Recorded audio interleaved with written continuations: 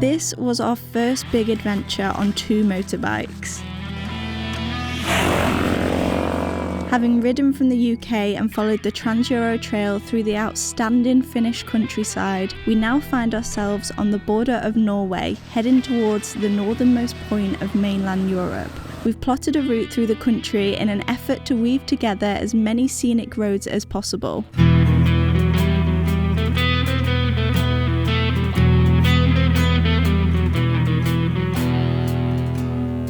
This journey is one of me, Martha, and my boyfriend Mitch, 2 newbie adventure riders experiencing the polarising effect of riding a motorbike through such a beautiful but unforgiving country. This is the story of our time in Norway. We are on the border to Finland and Norway, which means that we completed Finland TET. And I can't believe that we're here, and we can now say that we've ridden the length of Finland. It feels like only yesterday we started it, and now to be here and entering into a new country of Norway, which I'm so excited about. I've always wanted to come, and it's about to happen. Yeah. Today we are going to be riding an old post road, which is the remnants of a road that used to run from Copenhagen to Alta, Copenhagen being in Denmark, all the way to the northernmost point of Norway. And we're going to ride the last remnants of it today. We've got 180 kilometres of riding, and most of that being off-road. I have no idea how difficult it's going to be, how beautiful it's going to be.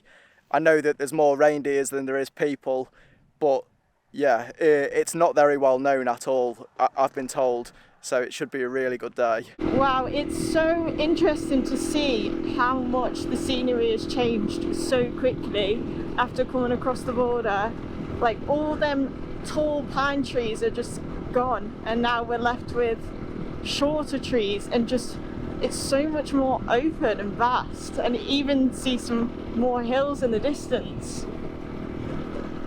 You wouldn't think it would change so quickly from one country to another, but it has, and I miss the pine trees now. So we've just dropped onto our first little bit of the post road.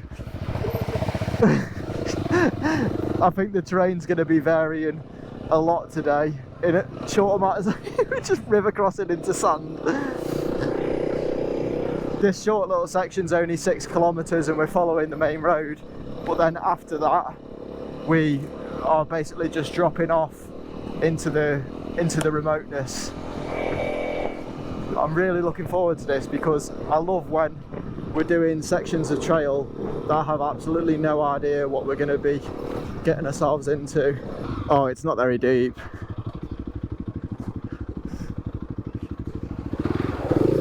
Oh, it's deeper than it looks. Oh no! I got all that way just to do that. You can't even help me. Oh shit. What do you want to do?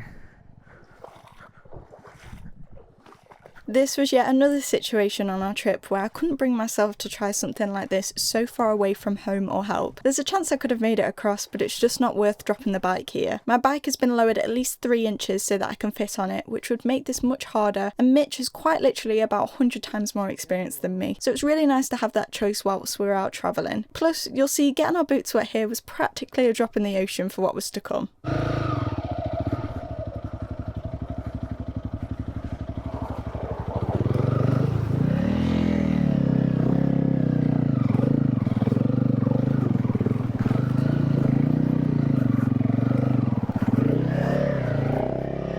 Jesus. Okay, I'm actually really glad you didn't do that.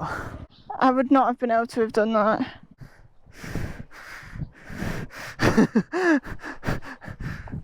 How deep did your bike get? It felt like it was getting really deep in. Really, it went really low. I'm really glad that you did that, thank you. I'm glad that I did it as well.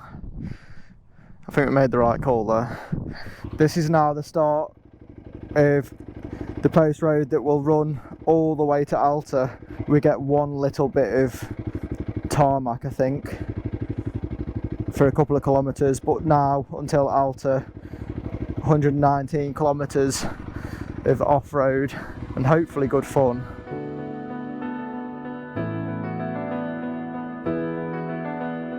When we were planning this trip, we didn't expect to do any off-roading in Norway. We'd read about the strict rules and the high price of using the Trans-Euro Trail in the eastern part of the country. So to be able to have this as an introduction to the country was brilliant.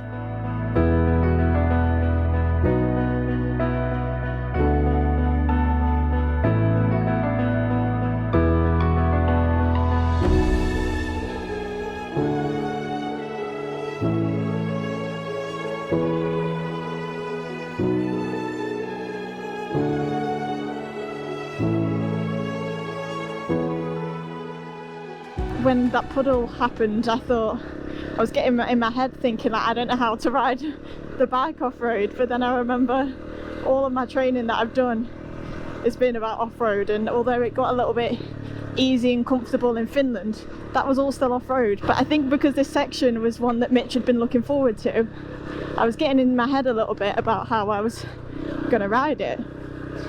But all them falls and tears back in the UK were preparing me for some off-road trail. I mean, and now that we're doing it, it's not so bad at all. Now that I've had a word with myself, I've realised I'm more than capable, and it's actually a lot of fun. That is a view. Oh wow, that's huge. Wow, and this trail's following it the whole way around it. I think we're going to get closer too. Can you remember how many times we've been on a walk, Marv? Or gone out and done like a scenic road or something? And I'll say to you, wouldn't it have been nice to do this like 200 years ago when there was no buildings and like nothing around, and doing the like beautiful landscapes that they would have seen? But this is that, isn't it? Yeah, this is like, I didn't realise how untouched it was going to be until we're now here and there's nothing around. And I imagine a lot of it is just still the same as what they saw. Although I always think that they're going to see it in black and white. I don't know why. Although I don't know how nice this would be on a horse and carriage. Oh no, I'd definitely be sick. But still, like, this is what that was used for, and like someone's made this road all them years ago. There's a lot of standing water on this trail. None of it's particularly bad apart from that first section I was going through, but that wasn't standing. Luckily our feet are wet, so we're not bothered about them getting more wet. Oh, how close you are to the lake. This is a bit more challenging than anything we've been riding in Finland, but nothing too crazy, and definitely nothing out of our talent range. Just requires a bit more taking care of, especially with how much luggage we've got on. Oh wow, I can't believe how cool this is. I don't know which one's better.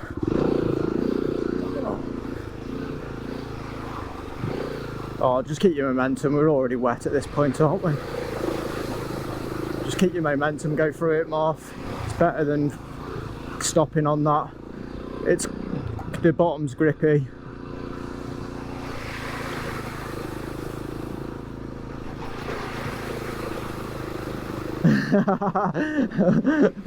Oh my god, I'm so wet.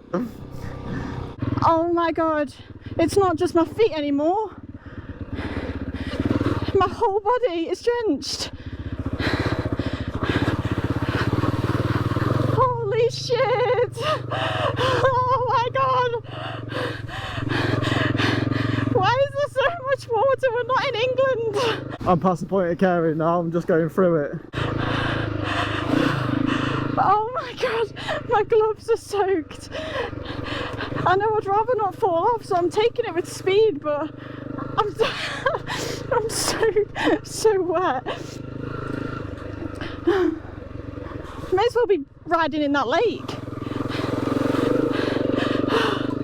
Holy moly. Oh my god, can you see how I'm soaked through? Or at least I've still got a tripod attached just about.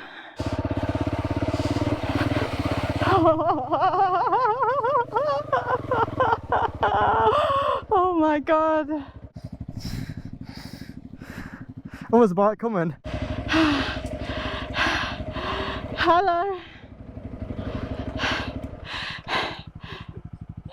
You okay? It's a bit wet. Where are you from? England. Yeah. Oh, Yeah. it's heavy. Yeah. Is it just as wet down there? Yeah. All the time. Oh. I've been in. Oh no. How deep is it down there? How deep? The deepest was about so. Oh, you're joking. Yeah. Is it a puddle or is it a river? It's always from the sea. Uh, I don't know where the water comes from. oh, okay. We'll look out for that one then. Yeah. It's good to be two-person. Yeah. Yeah, definitely. You all okay? You all okay? Yeah. All good? Yeah. Cool. Have a good trip. Yes, thank you.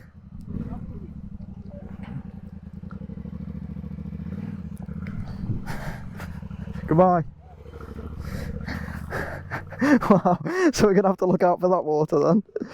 But I don't know if you heard that. He's been in the water, and he said it was very deep on his bike. He's drenched, and I mean, he'll have done more than what we've done. So we've got all that to come. Oh man.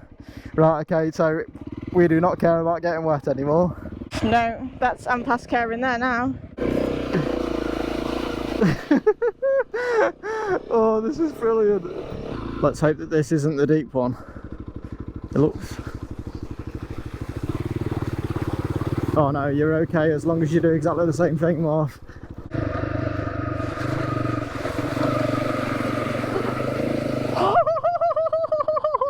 You're hitting it way faster than me. Oh. Hey Marv. Oh, you got me! That didn't work out. You can just about see snow on the caps of them hills over there. Just said to Martha, imagine when this is completely covered in snow and you're going up this on a snowmobile. Wow. This spot that we're in now just sort of shows how far around us there is nothing. So let's hope neither of us drown a bike in one of these. I'm always just holding back just a little bit so I've got enough time to watch Mitch go in. But I'm assuming that's what these markers are for here, these red X's, is to keep the snowmobiles on track, because none of this vegetation will be here, which is so crazy to think about. I would love to also see that and come and do this and just send it on a snowmobile. Do you need a license for them? Because I'd love to get one. I'm not sure what this is. Oh. Okay, so this river crossing looks a bit more interesting. Yeah, wow, that's quite deep. Okay. Oh wow, that's deep.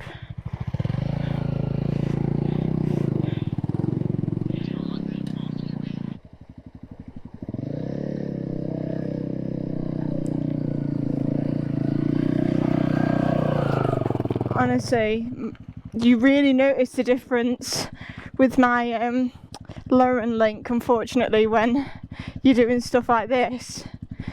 The amount that's covered compared to Mitch's bike is just insane. Oh, look at these like little sauna igloo things. They're cool. Right, Mitch has started waving to people, okay. Every time we're on the bike, Mitch has now started waving to everyone, which is really sweet because, you know, you're on a bike and, I don't know, you feel more connected to the outside. Every time I wave, no one waves back. I just waved to that guy, he didn't wave back. I did it yesterday, he didn't wave. So, why are they waving to you and not to me? They wave to me after Mitch has waved because they're waving people, but I just seem to choose the people who don't want to wave. Yeah, but I wave in a really friendly way. I go, hi! Wow, look at the views! Oh, you can see snow! Oh my god!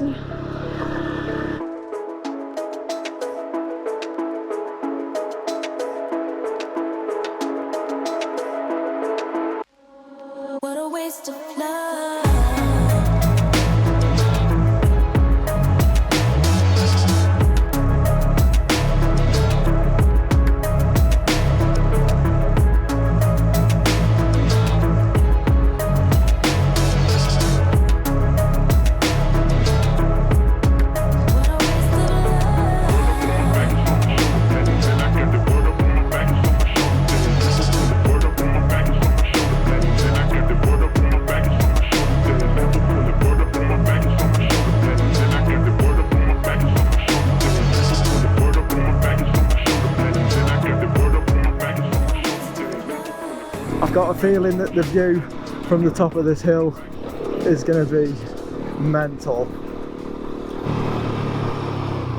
Oh my.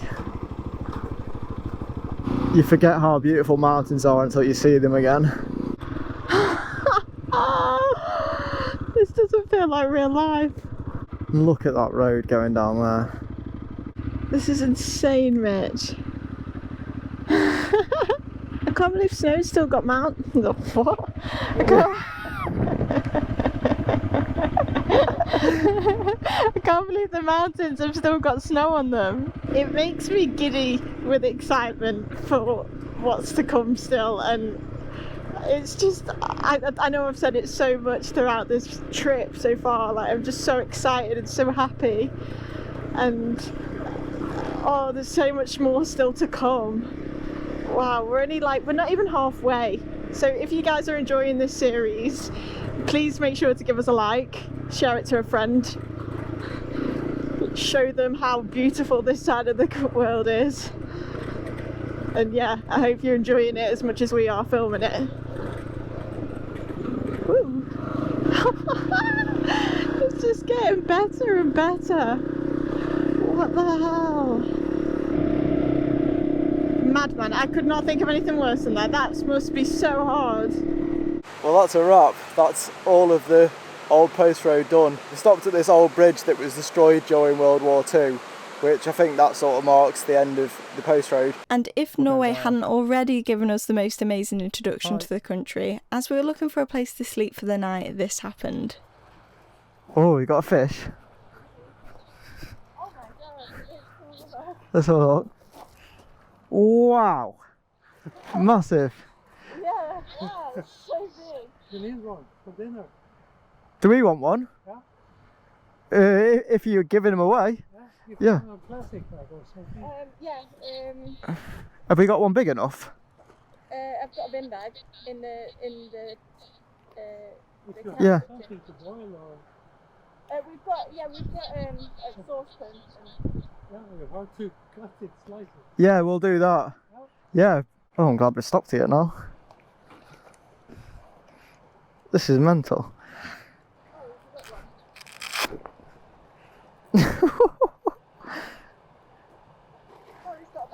Oh.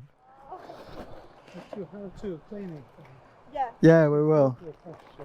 Nothing wrong with it. Yeah. Thank you so much. Thank you. Oh wow. Oh, is it a trout?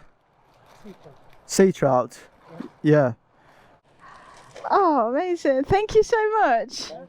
Thank you. And where are you heading for Nordkapp? Yes. Tomorrow is coming rain. Yeah, I've seen on the forecast, yeah. And look on the weather forecast, so you have good weather when you're driving to Nordkapp. Yeah. So that's the best. Yes. Amazing. Thank you. Bye.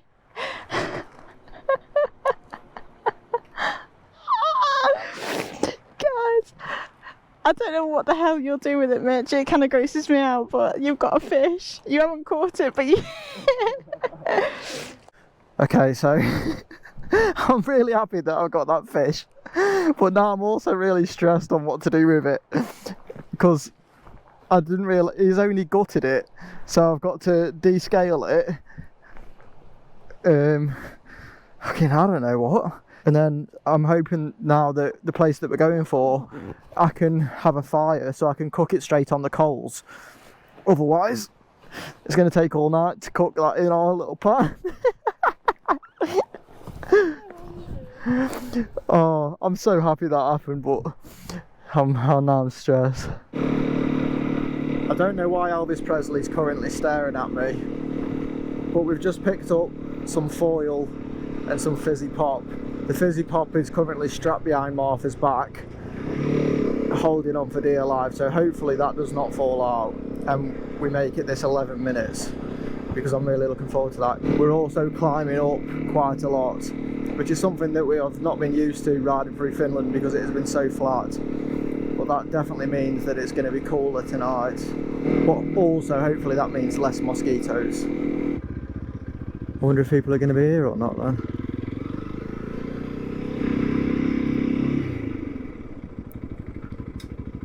Oh, was it here? Oh, there's a campfire. Do you want to go have a look over the ford? Yeah, I'll go have a look if you want to stay here. Yeah. That's pretty nice next to that campfire though, isn't it? Yeah.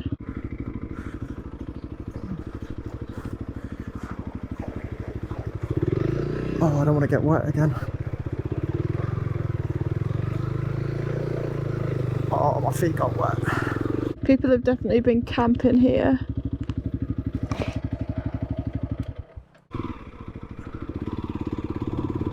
Oh, Swiss people have made it here. Okay, so there's nowhere else down here. Well, camp is pretty much set up behind me. I've been on putting everything together duty, which has taken me a little bit longer because I've not had someone else to help me. But Mitch has had a very important task of sorting this fish, so I want to see how he's getting on. How are you getting on? I need one of them long knives to fill it in. Wow. It looks like salmon. The thing is though, I'm trying my hardest to get as much meat off it so I don't waste the fish, but it's so hard with this. I think I'm doing okay, it's just taking me forever to do. How far off are you? I don't know, I'm trying to take the skin off it now, but it's like... Like, if I had a fillet knife, I could hold that off and then just like slide across it, but it's like impossible with this. Alright, so whilst Mitch is finishing off that, I'm going to start on dinner just on the hob stove because we bought some mince earlier that needs to be eaten today, so we've got to cook that regardless. So I think I'm just going to do that, and I think we're just going to have double the food. So don't judge us. We've just had a long day, and honestly I could eat so much. I've been eating so much more since we've been riding, especially today. I feel like my hunger is next level just because of how hard it was for so long. So I think I'm going to do that. And thankfully there's not that many mosquitoes to report on. There's a few, you have to keep your eye out, but it's not a swarm. So we're winning. We're really winning here. I don't think I've done too bad considering, one, it's the first time I've ever filleted a fish. 2, I was doing it with a Leatherman. 3, I was doing it off a paper bag in a river. So that's how much meat I've got from it. Whether that's good or bad, I don't know. I'm just glad that I've got a plate full of fish in front of me. Just how nice is it again? Yeah, like what a legend. We generally hadn't spoke a word to him. I mean, you saw on the footage, first thing he said was, "Do you want a fish?" What a boy. The only thing is, we're debating what to have. This is me and Martha all over. Our meals are so basic. We've had basic meals for like 5+ years. We always have. So we've literally got couscous or wraps to have with it.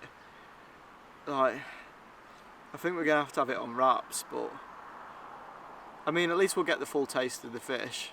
Yeah, I don't know which one will be better, honestly. That's what it looks like. Oh my god, my hands are so good. Ah! Try it. Is it good? Mitch, that's so nice. Serious? It tastes like salmon. Like, genuinely tastes like salmon. It doesn't taste like salmon. Do you not think? No. It's very nasty. I can't believe the smell of grilling fish. It's a shame it's not on a fire, but the smell of it, just chilling here, snow over there, top notch. This is my wrap. But I've also just realised this is probably the first and last ever time, unless we become millionaires, that we'll have fish in Norway. Fresh fish in Norway. So I'm going to enjoy it, albeit if it's on a wrap.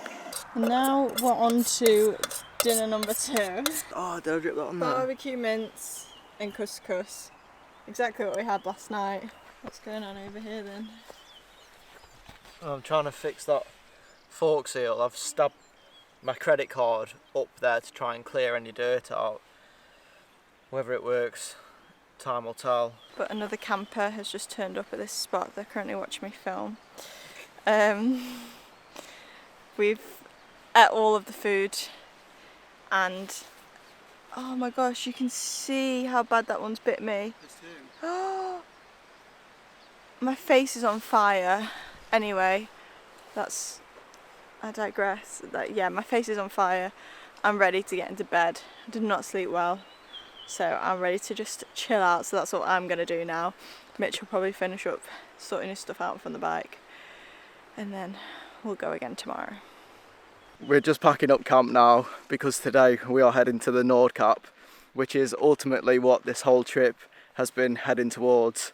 And then after that point, riding through all the most scenic roads in Norway, which we are both really looking forward to. But I think soon a campsite or an Airbnb is going to be called for one day at least. Something I'm very glad about is that you can't smell through this camera, because it's starting to get to that point again where we haven't cleaned in a very long time. Well, actually Martha got in yesterday morning, but it's mainly me. I'm hoping that at some point after this trip we might regain our physical relationship again, but at the moment it's not looking good. I've also woke up with a bit of a sinking feeling this morning, and this always happens whenever something isn't 100% right with the thing that we're travelling with, be it the van or the bikes. And as you'll have seen, my fork seal has been leaking, and I tried to clean it out yesterday and it's not got any better.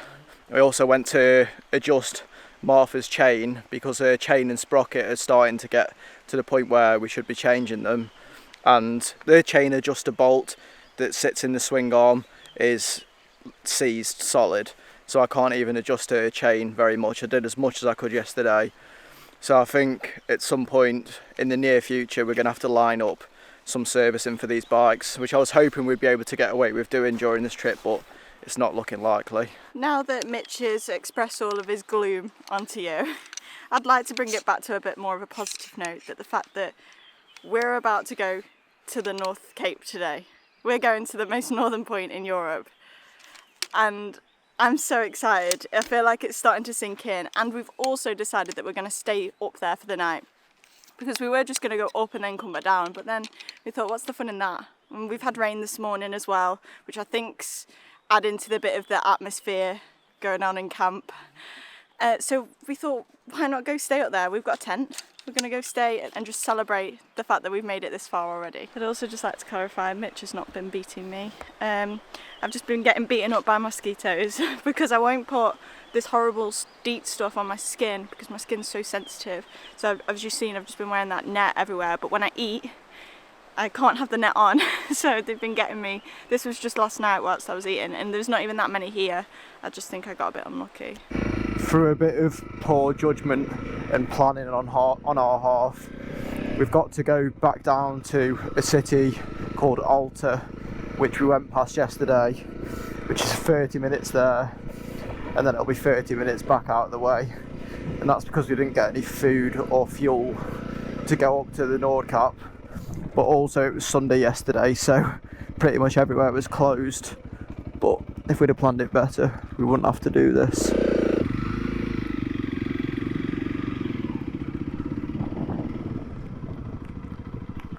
Right, let's see how bad this is.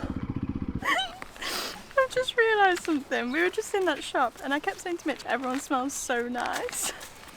And then I've just realised I've been walking around with my damp, wet socks hanging out the back of my bag. Like, there literally will have been a damp smell just following me around the supermarket. Okay, so that was crazy expensive, but because we eat like absolute cretins, it wasn't too bad. Yeah, we've got a pack of sausages which were like £3.50, some pasta which was like £1.50. Baby wipes and toothpaste. How much are they?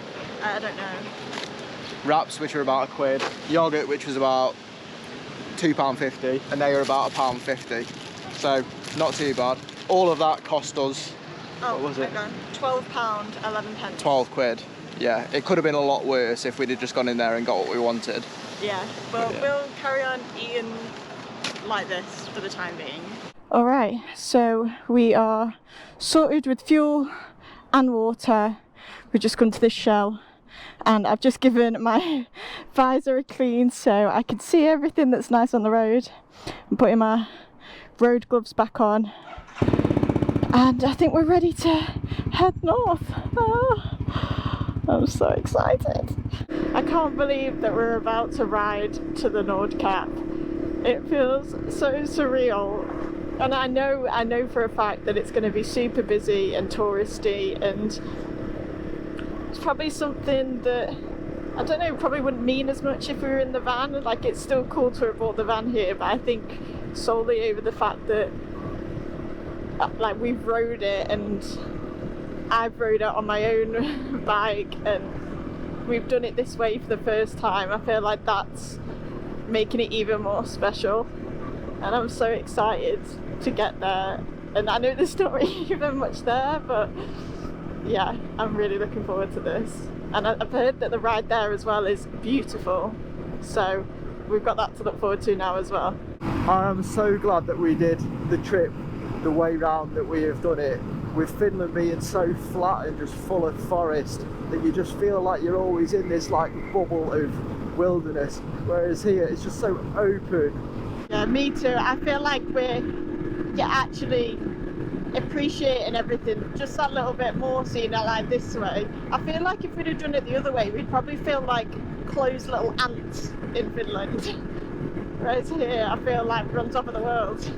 And we're getting amazed by views like this. Well, obviously it's beautiful, but Norway's just going to get even more crazy.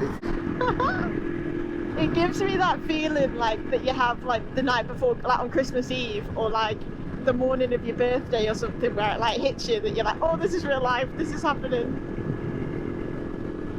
It gets me so giddy.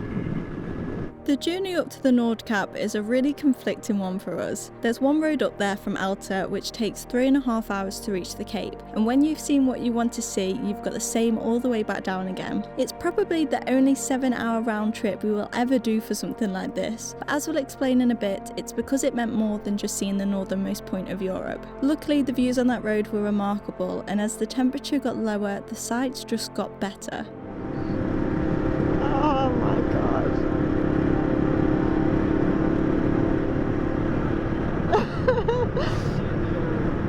Oh my god, what are we doing?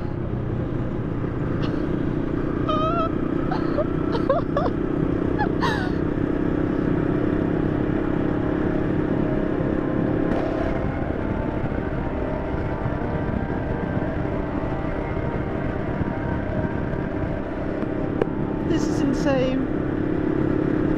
Wow.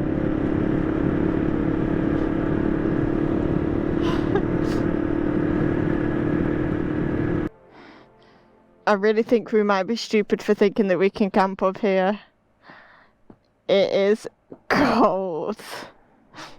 We've stopped over just to try and move some blood around the body. And we've actually stopped just outside Honningsvåg, which is one of the world's northernmost towns. Right there. But wow, it is cold. I'm somehow remaining optimistic that this wind, this icy wind that's coming, is just not going to be in the same direction as the North Cape. I'll race you. Oh my god, I can't not get up there. I'll race you to do 20. You ready? I don't think I can get up. Try.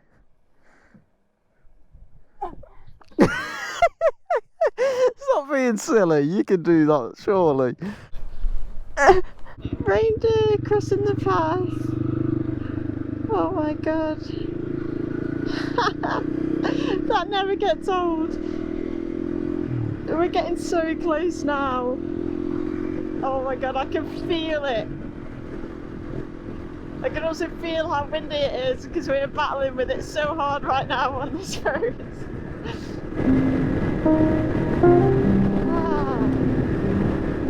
As the minutes closed in until we reached the Nordkapp, I was feeling quite emotional. Reaching this point signified a massive thing for me. I've always had a hard time believing in myself and never had that much self-confidence, and I feel like in this moment, riding here, I suddenly had this overwhelming sense of accomplishment for the first time in a long time. From sitting in the back of the van in Turkey and coming up with the idea of travelling on bikes, Why don't I learn to ride a bike too? Driving all the way back home, not having a clue if I even have the capacity to learn how to ride a bike, to passing my test first time, which I still don't know how that happened, falling off all those times, learning to ride off-road, to have now travelled 4,500 kilometres to reach our turnaround point with only some minor setbacks. I was so proud of myself. I was riding my own bike and had made it to the most northern part of Europe, and no one could take that away from me. As we were riding up, it was exactly what we expected. Overly touristy and being charged ungodly amounts for parking. So we had a walk over to see the famous monument, celebrated for a bit while trying not to get blown over by the wind, and grabbed a photo for the memory books. Okay, now all the people have gone. we have set up. We're literally a kilometre away. No, from 500 metres. 500 metres. Oh yeah, there's a sign there from the Nordkapp, and we set up tent just here. We've tried to protect ourselves from the wind with this little mound, and I think we've got an okay setup going. We're in this little dip, and as you can see, the tent's not blowing too much. No, it's really not that bad. I thought it was going to be a lot worse, and I think we'll be able to be fine, like cooking outside as well. And it's just perfect. And I just realised, and I just said to Mitch, and he didn't guess, but guess what I'm about to say, and it's not to do with the fact that we're at the Nordkapp, but I'll give you a clue. There's no mosquitoes. And I'm so happy about it. I've got all the doors open on the tent, it's open wide and no one's going to go in, because I thought I heard a fly, because there's nothing here. So yeah, I'm so chuffed. I can't believe we're camping here tonight. On tonight's menu, we've got pasta, pepper, sausage, tomato, like a tomato sausage pasta, which we've been having most of this trip, not gonna lie. But we realised earlier that we don't care. It's fueling us. Food is literally fuel whilst we're on this trip. I said it earlier to Mitch, but I love that we have like no concept of time because of the daylight situation. We eat when we we eat when we're hungry. We eat when we're hungry. I'm hungry. Yeah, we eat when we're hungry, we drink when we're thirsty, we sleep when we're tired. It's really nice to have that and not be like confided to certain times that we need to adhere to. And this is then, we're just eating what makes us full, nothing fancy, and it does the job. I'm very happy about this right now. Mitchell, hungry. I'm hoping to God that this doesn't just keep blowing out. Luckily, it came with this like windshield, so I'm just praying that it stays up. If not, we'll have to make our own out of rocks or something. Oh, this is proper camping now. I'm sort of glad we haven't got a shelter and logs and stuff. Like, this is it now, isn't it? The snow, literally there, and we're here trying to keep the fire alight. But yeah, I don't think anyone will be coming to us for meal inspo for camping anytime soon. Oh, it looks amazing. I'm sorry, but for us, that's good shit. When you're camping and sort of travelling, I think, in any way, you just learn to love just simple things. And I'm not mad about this. I'd love a Sunday dinner, but we're eating tomato sausage pepper pasta 500 metres away from the northernmost point in Europe. I don't think you can moan, can you? Exactly. I'm so content right now. As soon as we've stopped eating, we've got drastically colder, and we've just walked up the hill from where our tent is, because we can just about see in the distance the cell phone tower, and the difference with just being down there in the tent to here means that we've got loads of internet here and none down there. So we're going to go on a walk while we're downloading some YouTube, because I think the bed's going to be calling us sometime soon and we're going to chill in there. But let's have a little walk over here.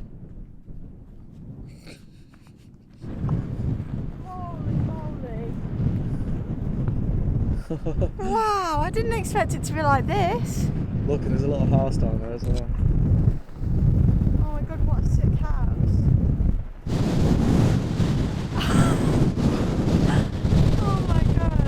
Well, I think that's it now for today. We're calling it quits and we're getting into bed.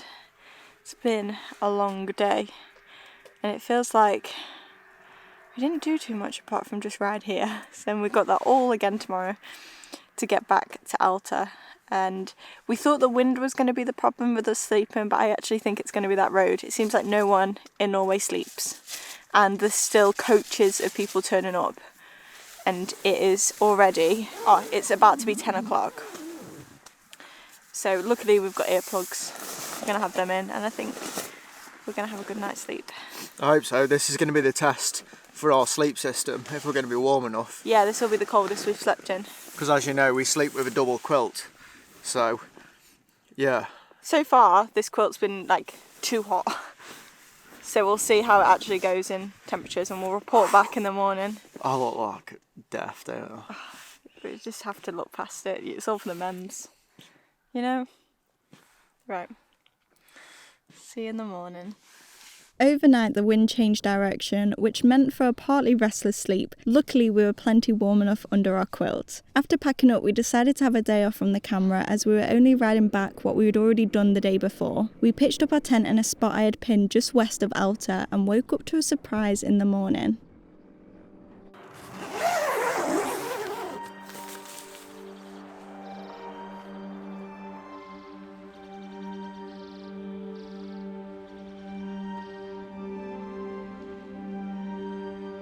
Well, this is a very different camp spot to what we've been used to, and I'm not complaining about it whatsoever. This is so nice.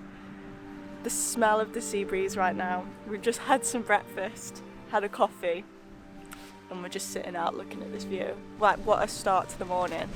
When we got here yesterday, it was so bad, so waking up to this view is really nice this morning.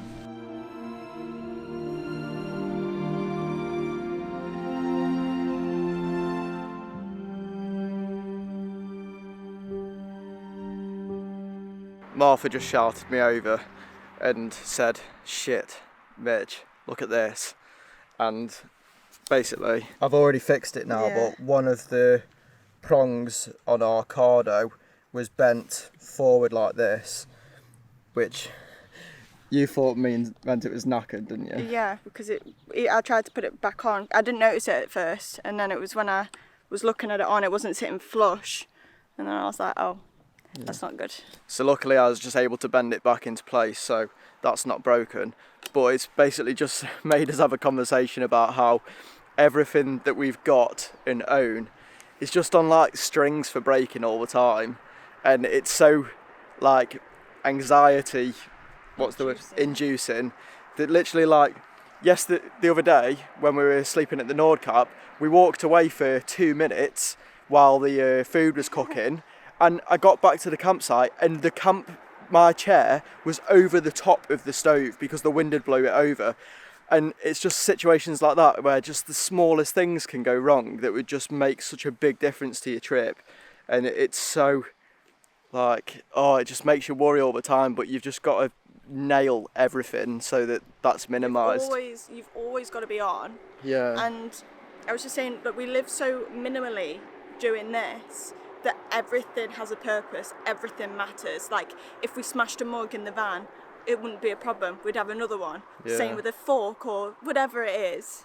Yeah, if we lost a fork, we'd be eating with our hands. Like, that's as simple as it is. Exactly. But it does keep you on your toes and keep you awake. So we're going to just get finished packing up now. Hopefully no more things come up, and then we'll tell you the plan for the day. Oh wow, the view in the mirror is just so cool. I've not spoke about the way that we're riding through Norway yet, and the way that I've basically gone about making this route is I used a resource off the Norwegian, I think it's the government website, that basically just outlines all of the most scenic routes throughout the country, the scenic roads and places, and that's basically how I've strung the trip together. I've just made us a nice line through the country, mainly on the west coast, that is hopefully going to see as many of them roads as possible. And where we're heading to today, I think it's pronounced Senja, is one of them. It's just east of the Lofoten Islands, and the Lofoten Islands is hopefully where we're going to be tomorrow.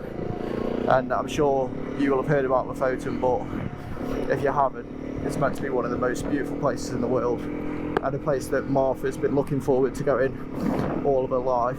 Yeah, I'm so excited for Lofoten, especially because that's sort of what I've always thought about when I've thought of Norway, and hopefully the weather should play ball for us for when we get there as well, which will be amazing. So very excited to get there, but I'm also equally excited for all these mountain passes and scenic roads that we're going to do, because this will be like my first, aside from going up to the Nordkapp, this will be my first time riding really beautiful roads.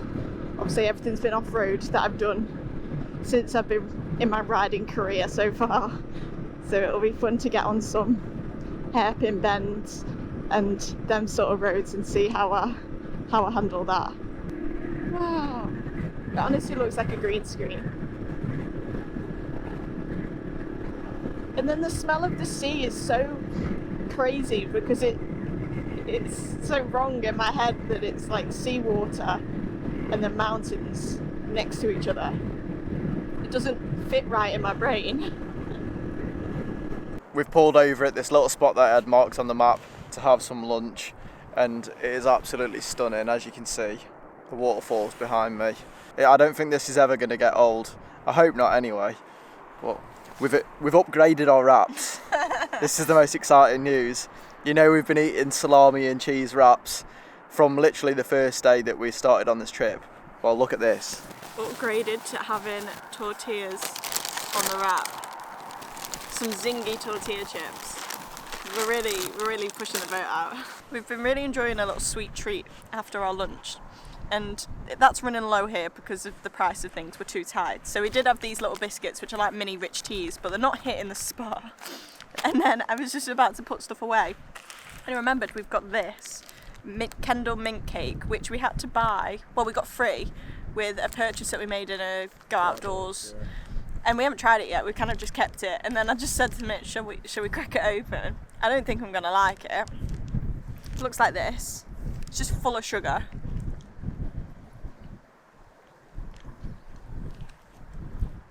Oh.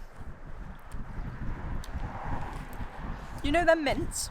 Oh, walnuts. Do you like them? It's like the mints. My grandpa always used to buy them for me, where it's like Imperials. It's like hard on the outside but soft on the inside, yeah. That's the inside of it. I really thought I might get in the water here in Norway, but after feeling that, it's like when ice starts to melt. Do you know? It's that cold. I was gonna say, like, do you know when you put, like, if everyone's got drinks and then they're in ice and then you get one out and that it's really cold, like, feel it. Friggin' hell. Yeah. Okay, so I won't be getting in that. What? Like, my hands have instantly gone like white. That is mentally cold. I mean, it's literally running off. That snow up there is coming straight down into here. But, oh, it's really cold. I did not think it'd be that cold. What a lunch spot though. This is amazing. Like, look at that water. It's insane. Just right on the road as well. I think we're going that way, aren't we now? From this point, the roads became less interesting for a few hours. Because of the low speed limit throughout this country, the journey can be slow going. This was great when you had amazing views to take in, but when you're just getting from A to B, you have to try and kick back and relax as much as you can whilst on a bike. The law for speeding is also taken very seriously, and there are speed traps really often. We eventually made it to Senja, our first national scenic road of the trip, and as you can see, Mitch picked up a few flies along the way. He does wipe them off after a little while. Wow! Look at how cool this is! The snow there. Wow, this is the first time me trying to concentrate on the view and also riding. Normally I can look all the time. Honestly, sometimes I think that the gloominess right now adds to the whole atmosphere of what we're riding through. Like, it's so cool. God, this is awesome. Oh, I love that the sun keeps just popping through. Yeah, look at it reflecting off that mountain. Wow. It's so crazy that, oh, just a waterfall there. And these tunnels are just insane how they're just carved into, like, look at that.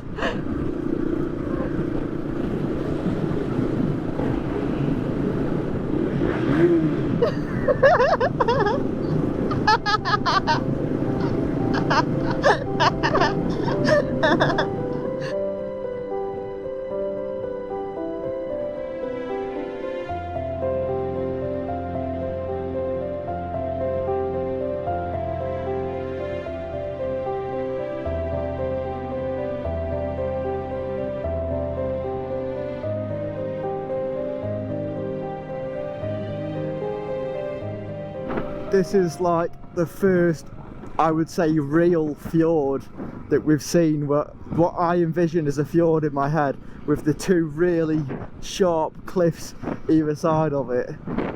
This is like something that I've only ever seen in TV shows or movies. It's mad that... Oh, someone's camping there as well. Oh yeah. Oh wow, everyone's camping that side as well. Oh my god, imagine if we were in the van. And then there's a couple of tents, and then the first bit of like sand that we've seen, it's a proper beach with that backdrop. Wow. I just can't believe how many campers there are, even though it's not peak season. I wouldn't say it's peak season yet.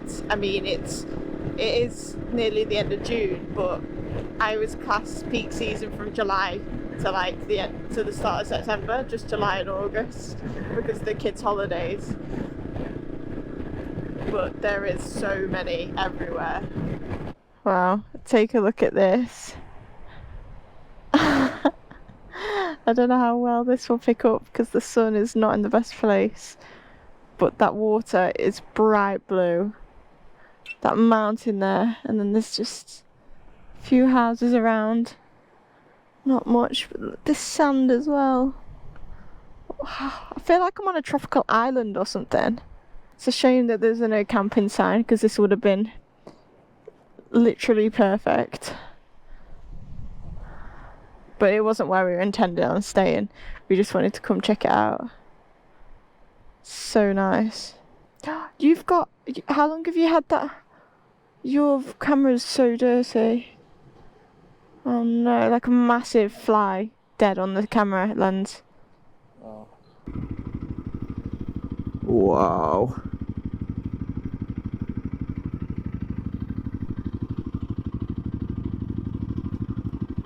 Okay, so we've got 12 minutes until where we're planning on sleeping tonight.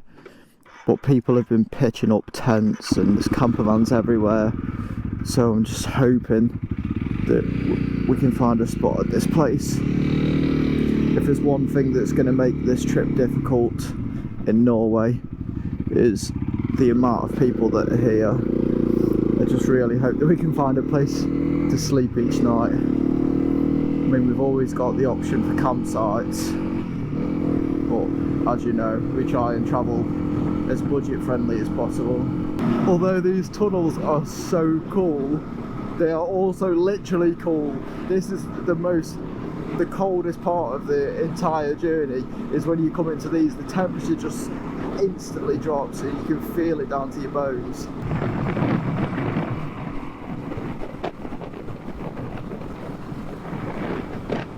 Okay. Oh, there's only 2 people.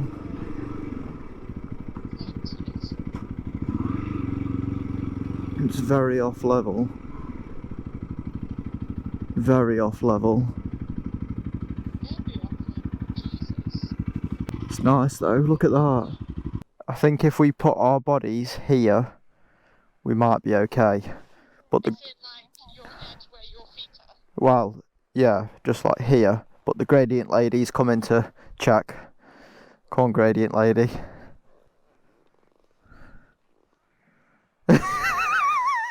Is that how you're working it out? Yeah, stand on one foot and then if you I think it's fine. How does it feel?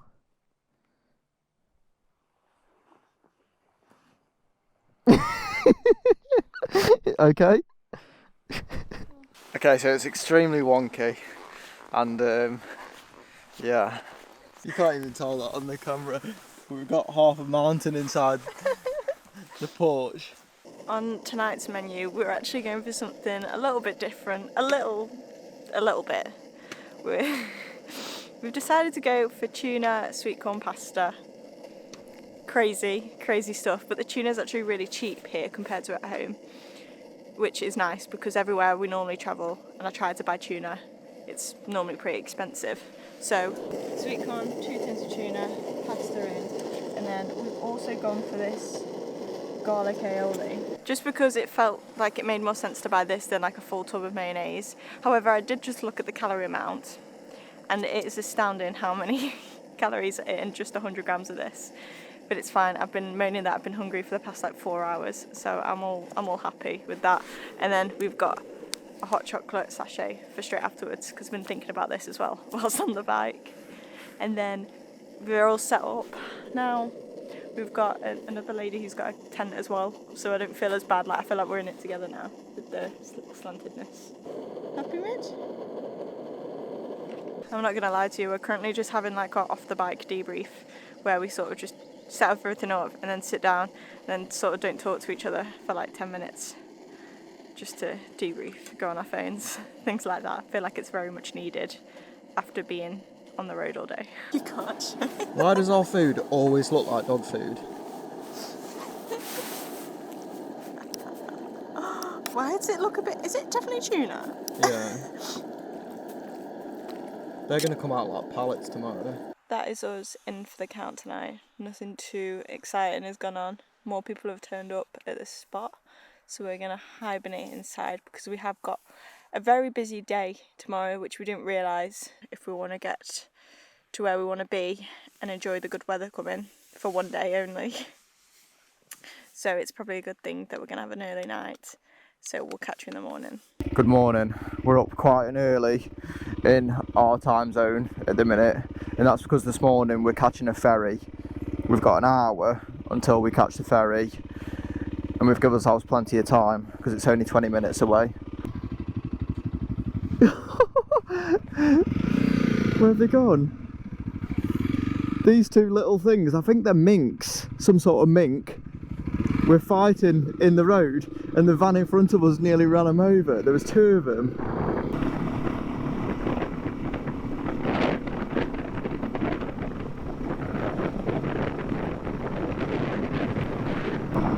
Wowee. I'm glad we are on a motorbike. This ferry only runs 11 o'clock, 3 o'clock or 7 o'clock. So imagine you were at the back of this queue and there was no room when you got to the ferry. You had to wait 4 hours.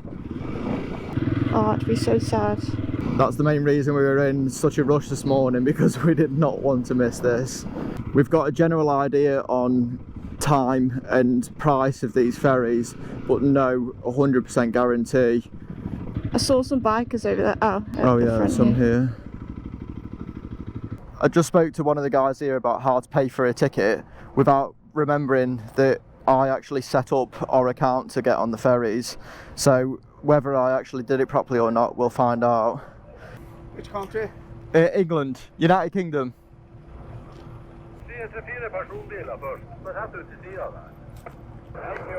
Oh shit. You are very paid, so everything is okay. Oh, thank you. Hey, so I had sorted it. If only you could have remembered about 15 minutes before. I've been stressing so much. That was many sleeps ago. It's okay. Okay, thank you. Yeah.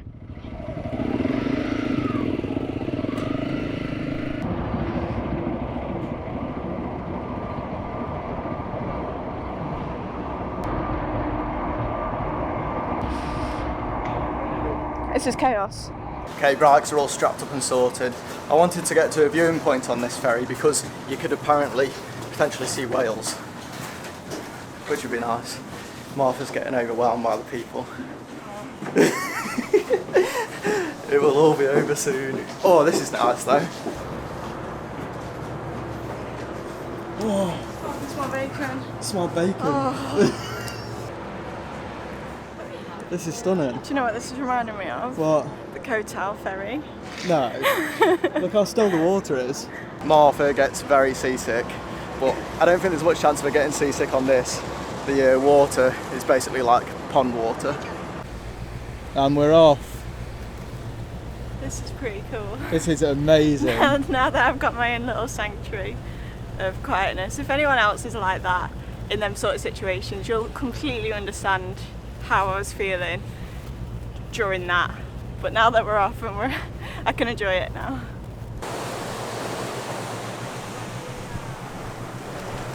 Bloody hell. I've half got my sunglasses in, I've got my gloves on my handlebars, then we got called to going off. My Cardo's not on, so Marv can't hear me. Can you hear me, Marv? Yeah, can you hear me? My sunglasses are like hanging out my helmet. I'm not ready at all. Oh, we'll pull over somewhere once we can. Jesus. We definitely need to be more prepared for the next ferry.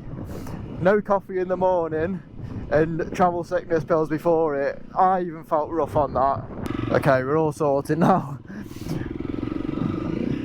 We're about to ride along another one of the scenic roads, this one being called Andoya. And we've got a few spots along the way here today. We don't know how long today's going to take us, but we're just going to try and take it steady and enjoy the views, especially on a day like this. Yeah, we've got some bad weather coming on Saturday, so we're basically between, what day is it today? Thursday. So Thursday and Friday we're going to try and squeeze as much in as possible, because yeah, that rain isn't going to be fun, and we'll probably try and get off the islands before that. This has got to be the coolest public bathroom experience I've ever had. Look at that. And then if I click, what do you do? That. Now it disappears. And yeah, look how cool that is. And then I'll put it back to a window. That is amazing. As we were riding through this amazing landscape, I was fighting a battle in my head. Years back, me and Mitch visited Thailand, and while we were there, a scuba diving instructor recommended these little yellow motion sickness tablets for when we were out on the boat. And at the time, they worked great. When I had taken one in the past, it was on a bus or on a boat, and I would normally just fall asleep on the journey, not thinking much of it. This time I'd taken one on the ferry in desperation that it would help, but it was already too late. And now I was fighting my eyes open while riding a bike. Not a great idea. So although my brain was telling me to enjoy the views and make the most of this great weather, my body was telling me otherwise. We pulled into a shop to sit and have a drink until I was safe to ride again, but not feeling 100%, we made a call to cut the day short and head towards a campsite. Looks fairly busy.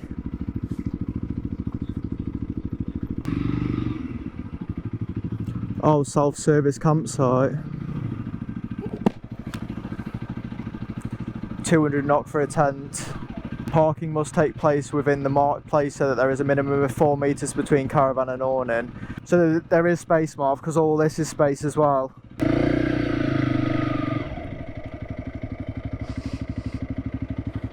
Alright, so I'm leaving Mitch to just finish setting up camp, but I'm taking the opportunity to go to the shower block, which is here because there's only one shower, and I've been watching it since we got here, and a guy just came out and no one's gone in, I don't think. Let's see, how do I open it? There we go. So we just paid on this machine. It cost us 200 NOK for 24 hours, and I think we just put that we were a tent. I think it's 250 for motorhomes, and then there's 2 toilets for ladies, 2 toilets for men, and this is the shower. Yes. Oh, nice. Oh, this is what we like to see. Look at that. And a mirror. Winner. It's also unlimited hot water, which if you've been looking for campsites in Norway, which we have, they charge like 20 NOK per like 6 minutes, which is ridiculous because when I want a shower, I want a shower. So I'm going to enjoy this. And Mitch is going to finish on setting up camp. And then we'll reconvene once I'm feeling a lot better. So I've come out of my shower to find Mitch doing a spot of laundry in our camp kitchen sink that he didn't want us to buy. Isn't that right, Mitch? Yeah, but all it's made me do is be more tight, because now I know that I can wash clothes instead of just paying for a washing machine. So that's what he's currently doing, and has also come up with this weird contraption between the two bikes, which we did say we would do at one point, but there's the two, you can see there's the two lines here. Just put my towel on there, and then we've got our tent set up here, then everyone else is sort of over there. I must say this is the one good thing about, well, there's many things, but one great thing about the fact that the sun doesn't set is I was like, we're not going to have enough time for our clothes to dry before the morning, and then Mitch said the sun's going to be out all night. So hopefully in the morning they should be dry, because they'll be up on this line and the sun's not going anywhere. This isn't going right. Mine just fell over, and then we picked that one up, and then it just fell over as well. Do you need your hand? Yeah. Sorry, I just had to get that. 3, 6.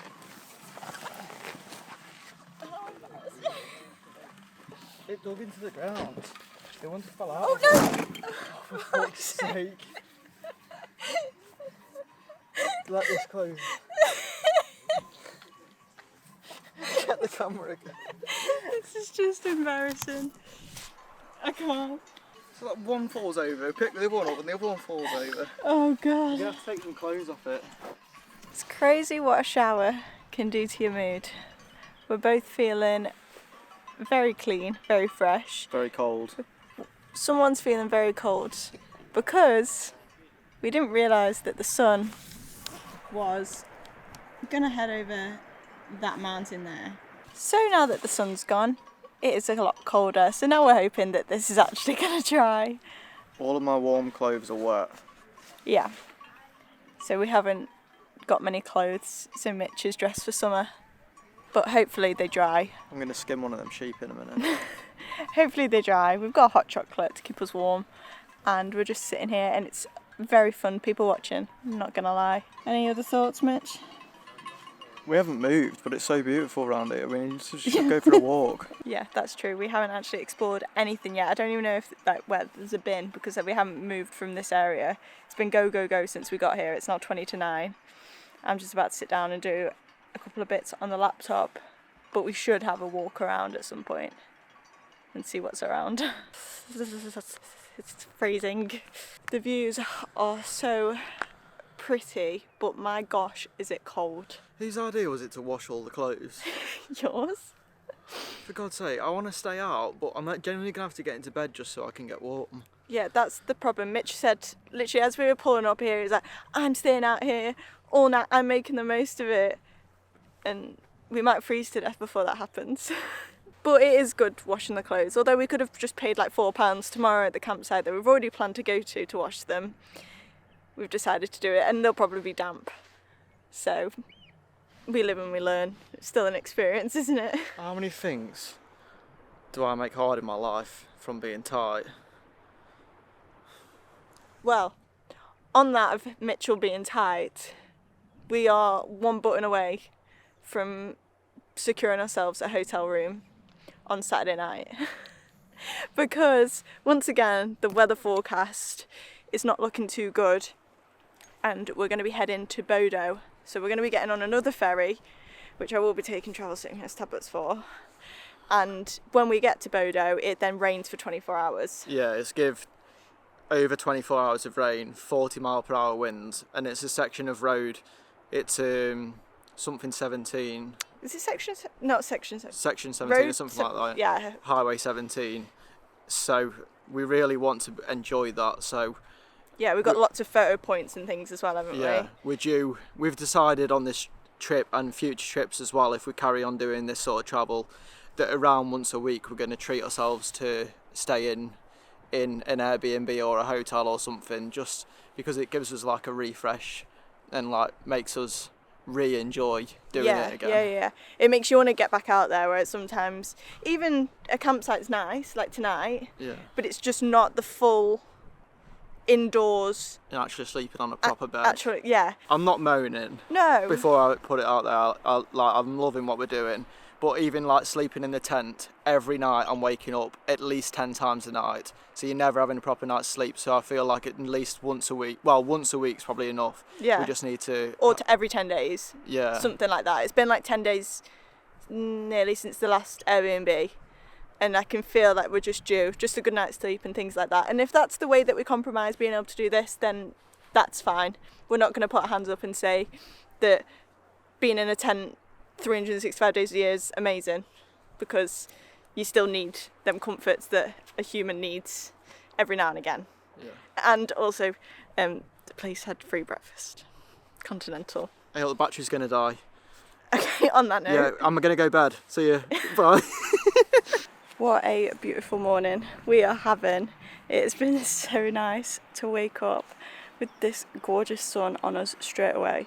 As soon as I woke up and I got hot, I was straight out of the tent, back into shorts and a crop top, and I was just sitting here instantly. And it's been so nice to do that this morning. And all of our clothes have dried. So I don't know when that sun came round, but everything is dried for us. We're just about packed up, but Martha reckons that she's found something fascinating about a tank bag that she needs to tell you. And you? So I've been charging my phone in this bit, and then the portable charger here. People have been asking on Instagram how we've been charging everything. I've got 2 power banks, Mitch has got 1, and then we just charge them in rotation whilst on the bikes. However, I've been trying to charge with it up here and the cable bending to fit into this section, but when I was... One sec. The cable bends into this section here, so it's like doing like a 90-degree angle. Oh, yeah. So, you know, the cables have been wearing a little bit, but then saw that this was a little hole here. Oh, that'll actually help me out loads. Going into that. So I didn't realise, I literally just stuck my finger in, and then I was like, oh wait, that leads to the mesh bit. So then now I've turned it upside down, and then the portable power bank is being charged that way, so then it's not...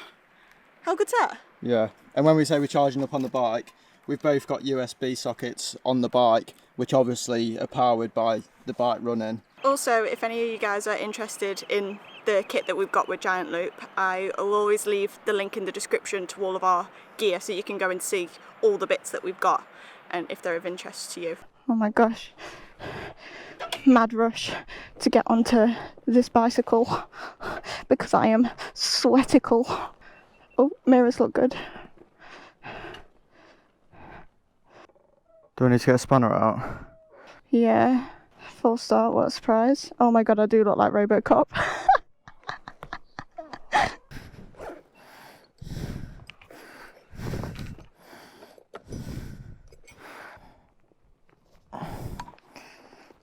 Okay, so we're going to make a rule.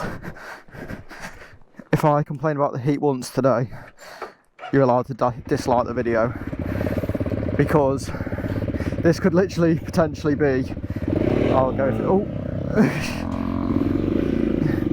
This could potentially be the only nice day of weather that we get on this side of the trip in Norway. Tomorrow's literally give 30 millimetres of rain and half the temperature of this and 40-mile-per-hour winds. So yeah, if I moan, make me pay for it. Oh my god, look at this! This is insane! Look at the water!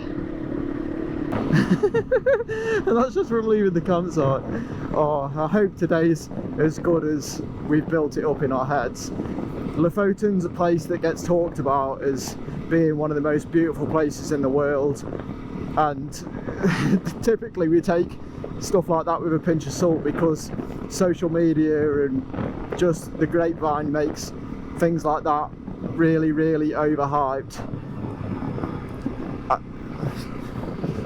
I also try my hardest not to look at photos and videos of places that I want to visit, because I don't want it to like ruin the moment when I'm there. So I've not seen as much as what Martha's seen. Yeah, it's really hard to not see stuff about Lofoten, especially if you're in like the travel, if you're into travel, like your For You page and everything will be filled with it. And honestly, I've wanted to come here for years and years and years, and I just thought I'll never be able to go to Norway. It's too expensive. You know, it's just one of them places where we'll just never visit unless we've come into loads of money or yeah. So being here now and then going to this place, I am a little bit scared because I think I have got an expectation in my head, unlike Mitch. But you never know. With places like Norway, you just don't know what you're going to get. And I think the fact that we are choosing to cram a lot into one day today is a lot. I just think it's the only good time to it's the best time to see it, and I think we'd be disappointed seeing it tomorrow in the rain. Starting to get the first glimpse of them beautiful little red houses that Lofoten is sort of known for. Well, that's what I picture with them anyway. And I'm also starting to see a lot more... Oh, you're not going to be able to see anything now. Wow, we were just in the water. That was mental. What I was going to say is we're also starting to get the first glimpse of how busy Lofoten's going to be, and I'm no stranger to the fact that I know it's going to be crazy, especially on a beautiful sunny Friday. Wow. However, I'm just going to put that aside, not get bothered, enjoy it with everyone else, and you know, we're only here once. I just want to describe this feeling right now so I remember, and also you guys can sort of feel what it's like to be here right now. So the air is warm, I can feel it coming up through my sleeves. The breeze is just a sea breeze, you can smell the salt and the fish, but it's not too fishy. The sun is on us, but it's not directly in our face. The roads are windy, hardly any potholes, just sweeping around. And then every now and again you're just getting glimpses of all these fjords. And it's just amazing. As you'll see throughout this video, this was one of those days that just got better and better, and I have to owe a lot of that to being on a bike. There was so much that we wanted to see today, and if we weren't on two wheels, it simply wouldn't have been possible. The freedom of winding through this magical place with the warm wind blowing through our gear was worth every cold, rainy day we'd endured on this trip. As you'll probably know, this was our first big trip on the bikes, and before this we'd travelled around in a camper van, like a lot of the other people here. Being able to flow through the streets and take away the stress of finding a parking space on a day like today was an absolute godsend.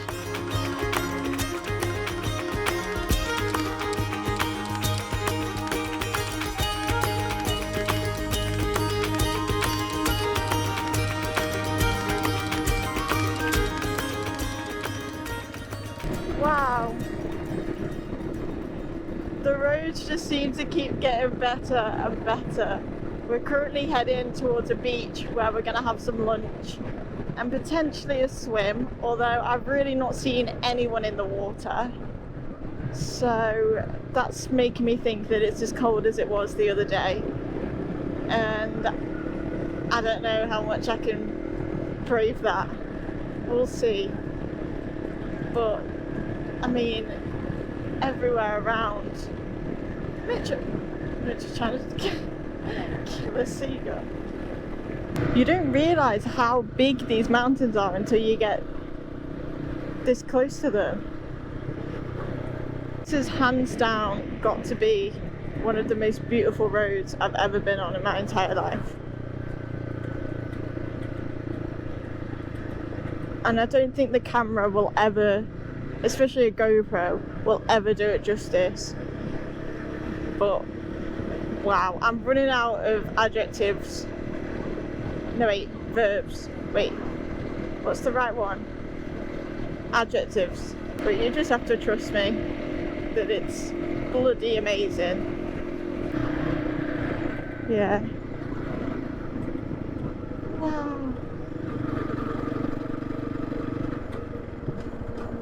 We're having our usual salami and cheese wraps for lunch. No surprise there. But this beach is so bright. The sand is like white. So white. yeah. I never thought my boots would ever like touch sand. I can't believe I'm sat in full gear on a beach. She's scoping out the water. I don't think she's going to do it because it is a massive pain in the arse to get into a swimsuit that's in the bottom of her bag and then get changed for literally a second in the water and then get back out and get rechanged again.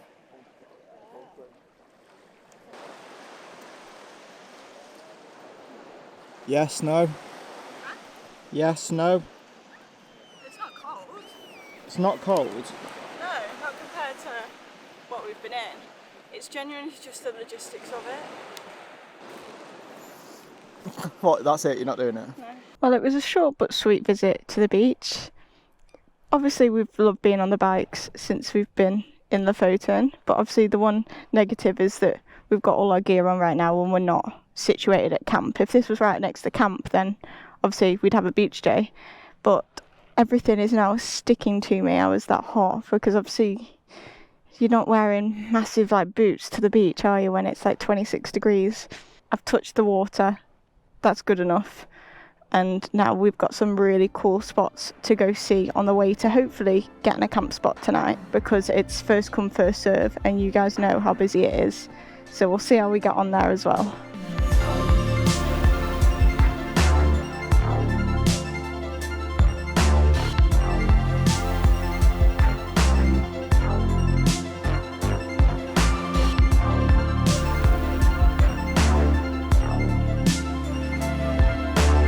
So we just took a little turn and have ended up at this really nice place, and this is reception. So these are all like holiday houses here.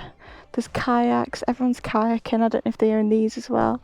And then with that view, and then people are checking into these ones here, these orange ones. Look how nice this is. Look at these kayaking down here, more for view now. Oh wow. Mental that, isn't it? And then there's a hot tub up there as well.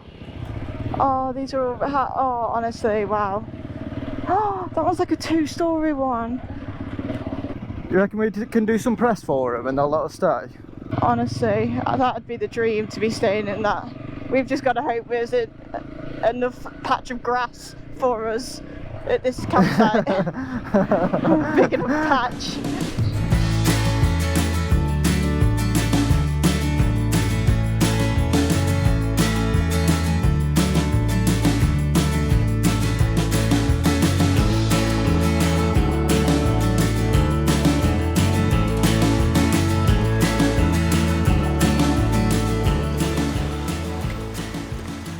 We're now only 10 minutes away from the campsite, which we're fingers crossed going to stay at tonight. And the main reason we're staying at a campsite is because we both really want to go on a hike, and the hike is up on top of one of these mountains. I'm not sure which one it is here. I'm sure I'll be able to work it out once, and hopefully once we get to the camp. Oh, this is where the ferry goes. Oh, so this is where we're getting the ferry from tomorrow. Oh my god, it's very busy as well. Oh my. So they're getting, I don't know what ferry's the next one, but not far for us tomorrow then, Mitch. Oh no, it looks very busy. Oh my god, it looks very busy, but it also looks very big. Please, please, please, please, please, please. Oh look, there's a bouncy thing. Right, what do we do? Reception, there you go. Fingers crossed. Wouldn't be complaining about this because they've got space, but that also just cost us 30 quid. Oh my poor heart. £30 to pitch a tent. Right, anyway, yeah, I'm not bothered. We're camping. He said that he reckons that the least busy one is up the top. He said there's this one, 2 lower levels, and then one up the top. And I asked him which one was the quietest. Oh, I don't know if I can remember what this code is now.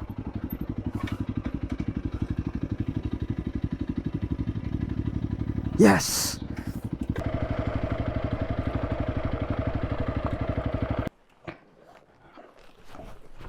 Oh, the tripods.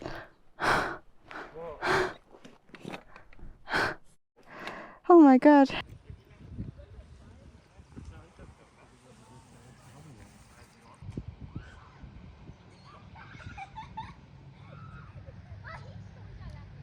Okay, so we're leaving this hellhole. Shouldn't really say that, but it's terrible. There's people everywhere, camper vans everywhere, tents everywhere. Like, obviously we've come to a campsite, I completely get that. Like, this is our doing. But if I'd have known, things would have been a little bit different. For instance, they lock their toilets and their showers between 12 and 6. 6 hours of the day you can't use their toilets or their showers. And you're paying 30 quid for it. Yeah, that is ridiculous. So yeah, this is why we wild camp people. Saying that, now I'm really glad that we are doing this hike, which means we can get away for a while. Yeah. We've got 4 kilometres to walk until the climb starts, and then we've got 1 kilometres of trail, which is also 500 metres of elevation gain. So for every 2 metres we take, we're taking a metre upwards. It's just going to be like that. So yeah, it's going to be a tough old hike. But I am glad that we're doing it, although the forecast changed and it's set to rain Yeah, as well. look. So I don't know how it changed so quickly. I said I wish we'd have checked the weather, but we wouldn't have checked it earlier when I was sweating in 26 degrees. But it did change as soon as we got to the campsite. yeah, but it'll mean that it's not so hot when we're climbing up. Okay, so pick the tallest mountain that we can see right now. Yep, that's the one we're climbing up. You can see the trail all the way up there. I am not in physical shape to be doing this. I'd also like to add that we are doing the most popular hike in Lofoten. However, I couldn't come to Norway and not do a hike. And to be honest with you, I just thought it must be popular for a reason. And why not do it? And we are doing it at 25 to 8 in the afternoon. So hopefully it's not too busy. Yeah, it We'll would have see. been great to have done the midnight sun, but it would have meant that we'd be getting into bed at like 4 or 3. No, like 2 in the morning. 2, 3, yeah. Yeah. Which isn't ideal when we've got the ferry to catch tomorrow as well.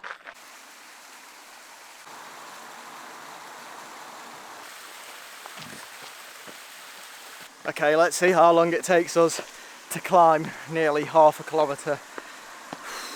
5-minute update, what's the stat math? Feeling good. Legs are burning. Oh. Feels like it's coming out. I love hiking.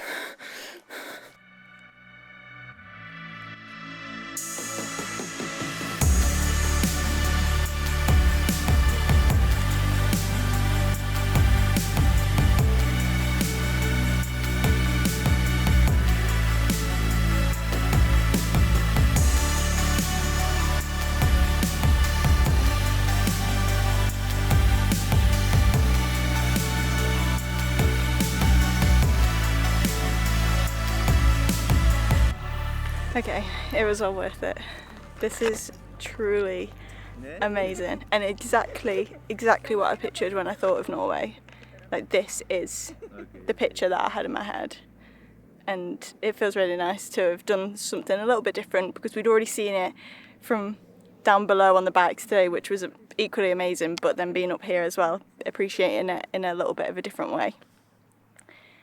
And there's hardly anyone up here, just another couple. So it's really nice, and I'm glad we did it now. I'm glad we didn't do it in the blazing sunshine. This like mist through the mountains looks amazing. I feel like it makes the buildings pop more, and I feel like that's very iconic Norway.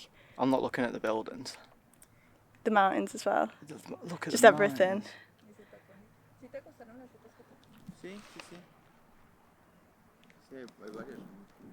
I reckon this is probably the best view I've ever seen. It truly is spectacular. Honestly, I could sit here for hours. This is the best view I've ever seen.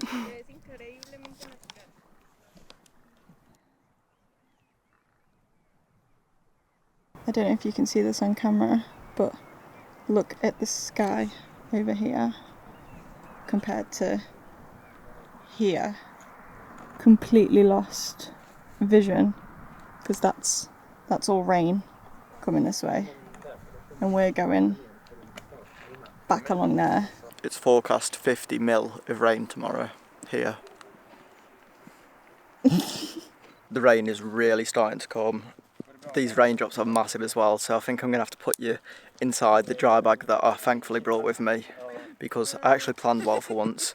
So yeah, we're going to head back down, but you're not going to see it, unfortunately. You're not missing much. We've made it back to our humble abode and also just had a second shower of the night, which is crazy. And thankfully we didn't get wet that much. We dried off by the time we got back.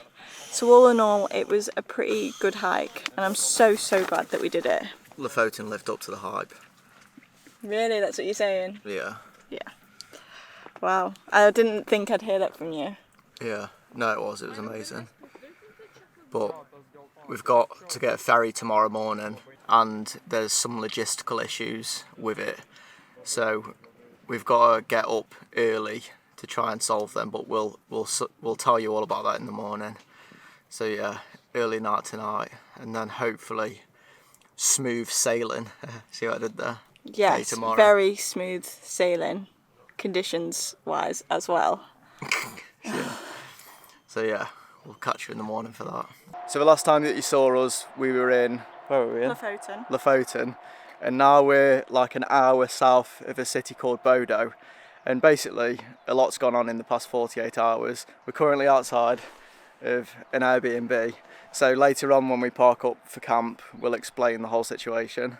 Where we currently are in Norway basically is the start of the west coast, which people argue is the most beautiful part of Norway itself.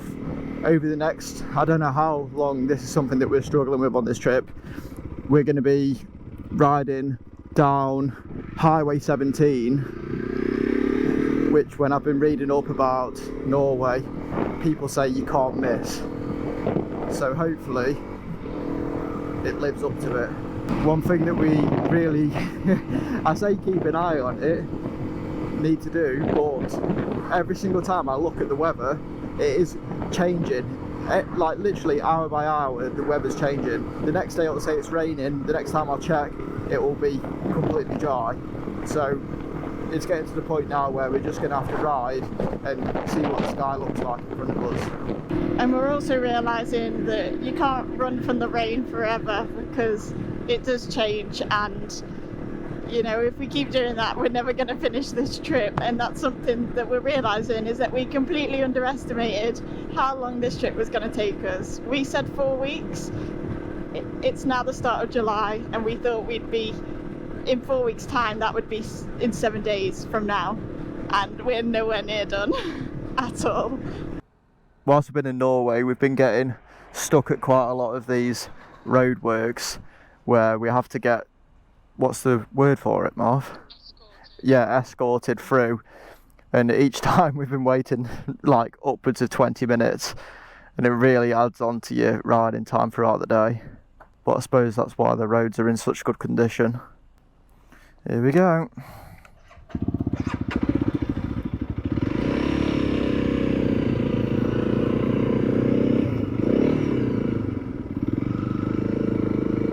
Oh, look at that. Cheers, Bob. Do you know why he's called Bob, Marv?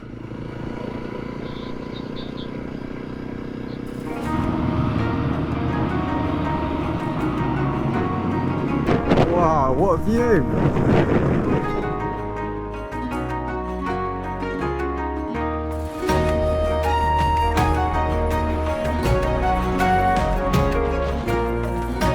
Country Road 17, or probably better known in Norway as the Coastal Highway, runs for 630 kilometres down the west coast of the country. It includes 6 ferry crossings, one of which crosses the Arctic Circle and is one of the most scenic drives in the world according to National Geographic. This, in our opinion, is all dependent on the weather though, because it sits on the west coast. You can be absolutely smashed by the bad weather coming in from the ocean, and you'll see today how quickly that can change.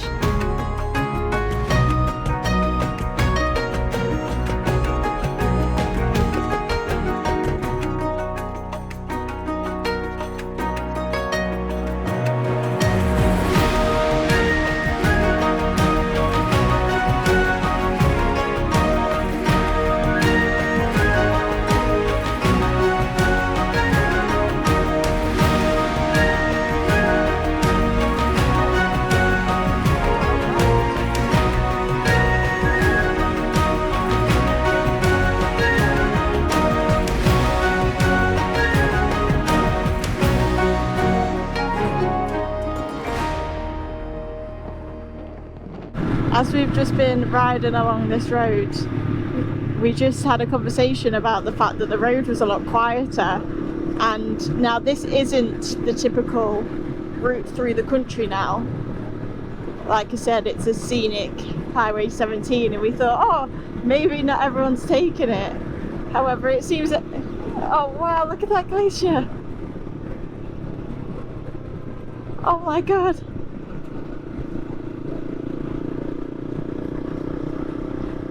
But it seems everyone's here. That's what I was gonna say. Wow, wow. This is going to be our first free ferry that we're getting in Norway, which is a lovely thing to say.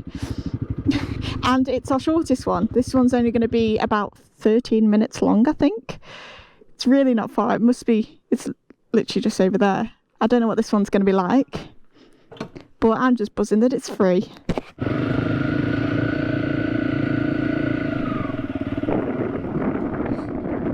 Mitch is still eating a sandwich because we really just tried to cram it all into one then. In them short, like 8 minutes that we had. So he's riding with a sandwich in his hand.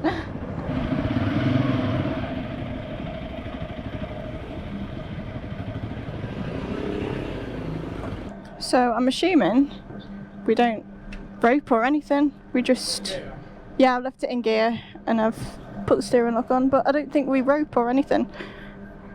With it being so short, I'm assuming it's not too rocky. Look at that. For little people. This is where I'll be. Can't see over that. We just got off the ferry and I forgot to film. It was that quick. We've only got 25 minutes now until our next ferry, but unfortunately we're going to be waiting there for an hour and 10 minutes because that's the time that it leaves. So there, Jektvik is where we're headed to next. I tell you what, the weather today is honestly my idea of the perfect weather situation whilst riding. And I never thought I'd actually be a fan of the cooler weather. It's not too cold, it's about 17 degrees, but it's just perfect for riding in. It's like a nice breeze, but the sun's out, so everything looks beautiful still, like blue sky. Man, I just wish we could have this weather the whole time that we ride through Norway. It's a lot to ask for. Huh? Okay, Mitch just said that that looks like an elephant's foot. He's like a child with all this landscape around. But we're both on every couple of minutes. We're just pointing and shouting to each other for different things. But yeah, like, couldn't have asked for a better day to ride. And I feel like that's just put us in really good stead for the fact that we just want to keep riding and riding. And like, today is the day for that.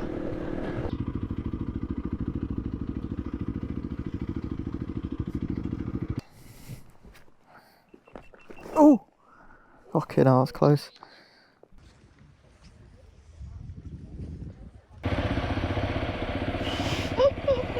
I look so funny in these glasses. Honestly, we always end up at the back, even though we were here first. Yeah, that means we're going to the front now though. Oh, yeah. All the way down to the front. Yeah, boy. Why did he make me go to the left of him then? Why couldn't I just gone round and then to... Hold on, this guy wants me, I think. Where are we going? Oh, okay. Cheers, mate. Right, and let's get strapped up. I don't know where he's going. This is always carnage, this section. Back all the way back there. Okay. We made it onto the ferry, we're all strapped up. Martha's an expert on ratchet straps now. It's very windy, so I don't know if you can hear me. But if you can hear me, this ferry is significant because it's the ferry that will take us back across the Arctic Circle. So we will be no longer in the Arctic Circle. I hope you can hear this. So yeah, we'll look out for the statue. There should be one on shore somewhere because I've seen it in someone's video. So hopefully we can see it and capture it.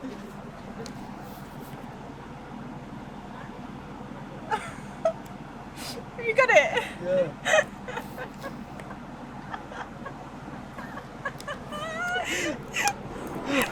Oh my god, I literally sprinted then because I just saw it in the corner of my eye. Well, that is us crossing the Arctic Circle again.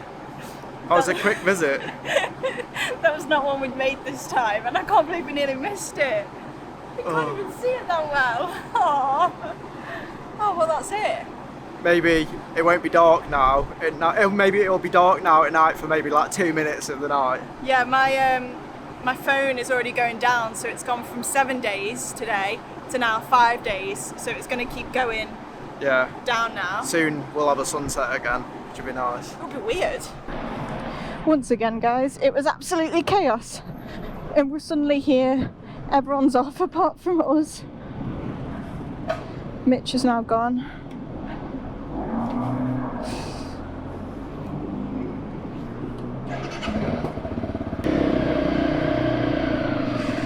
And I've been let off as well. Where's Mitch? He's not even got his Cardo on, so I don't... Oh, he's there. Honestly. Oh, that's slightly annoying actually. Right, we're all sorted again. We should have actually been more prepared because the next ferry that we're getting on is at 6:20 and our arrival time for it is 27 minutes past 6. Which is very frustrating because I think the next one after that is about an hour and 10 minutes after that. So hopefully it's really beautiful and we have to stop loads of times to take in the view so that we've got an excuse. Otherwise we're going to ride the whole way there and be 5 minutes late for the ferry. You know how we said we didn't want to race and like we'll just miss that ferry? Well, it's not raining and I've not got my wet weather gear on, but Mitch is sort of refusing for us to stop because he thinks with that tiny little bit of blue sky that we're going to be okay and we shouldn't stop because we've already knocked 5 minutes off the time so we could get the ferry. Knocked 7 now, so who knows if we make this ferry or what. We've missed it 100%.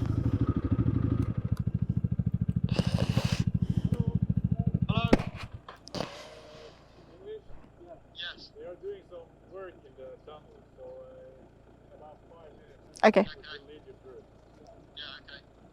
We ain't making it, mate. And I think this van's wanting to do the same thing because they've been... Oh. Oh, he's turning around.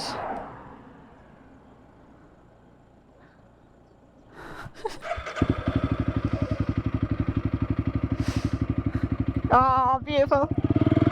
Come on, Mitch. Come on.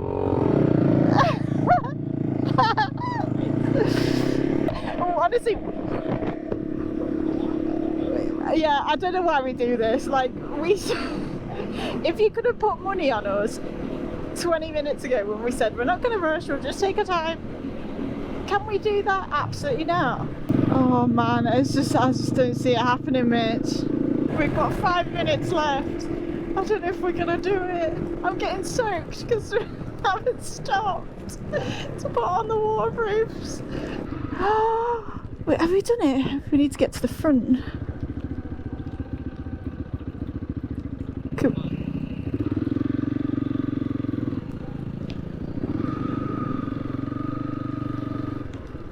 Is it just us? Are we the only bikes? Oh, I can't believe we've done it. We're soaked.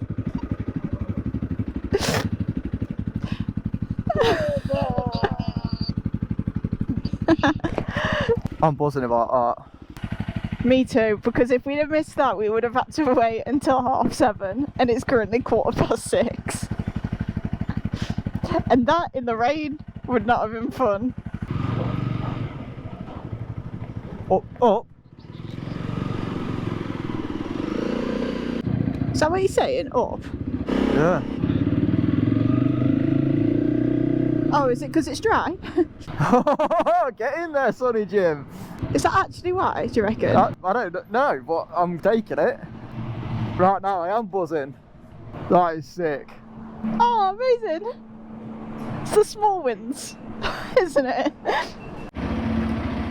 Oh my god. The ferry like moved that way and my whole bike wanted to fall over then. I had one leg up then as well and I just started going that way. Imagine if we just fall. I'm on my tippy toes. Oh, come on, ferry, please stop. That would have actually been quite funny if we all just tipped over then. Oh, that would have been so embarrassing. Oh, my heart's going. Are we still moving? Oh, I'm getting so much side-eye by that woman. Oh.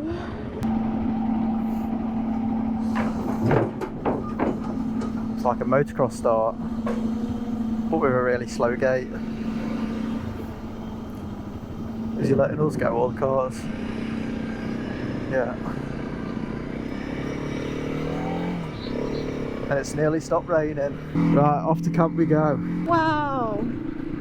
Oh, why does it have to be raining? I really wanted to get the drone up for this bridge today, but obviously it's raining and I can't fly my drone in the rain. So if you could just imagine please that there's a really nice scenic drone shot of it panning round here and us riding across. That'd be great, thank you.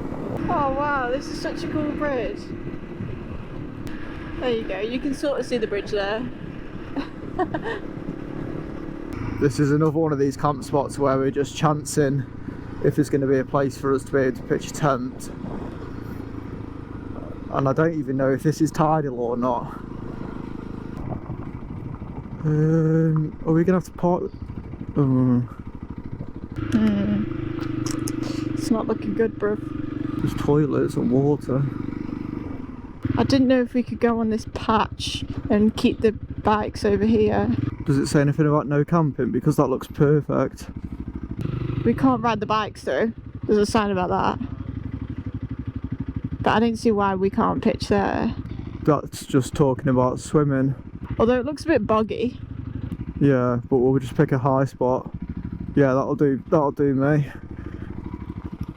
We'll be fine. Go park the bikes over here. Yeah. Oh shit.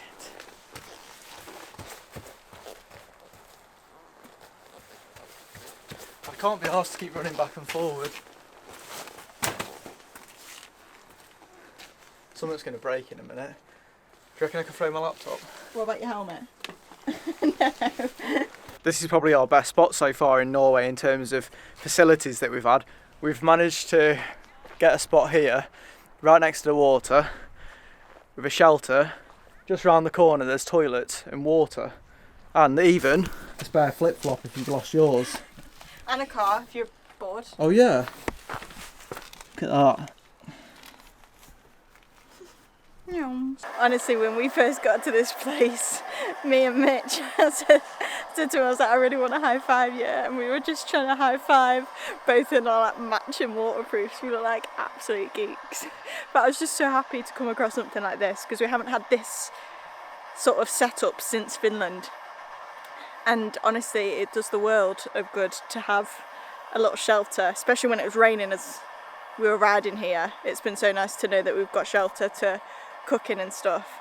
So I'm absolutely buzzing, and I've just been to the toilet and they're really clean. That's one thing that Norway does really well, is all their public toilets are either breathtakingly beautiful because they're just these glass front toilets, or they're really clean, or both.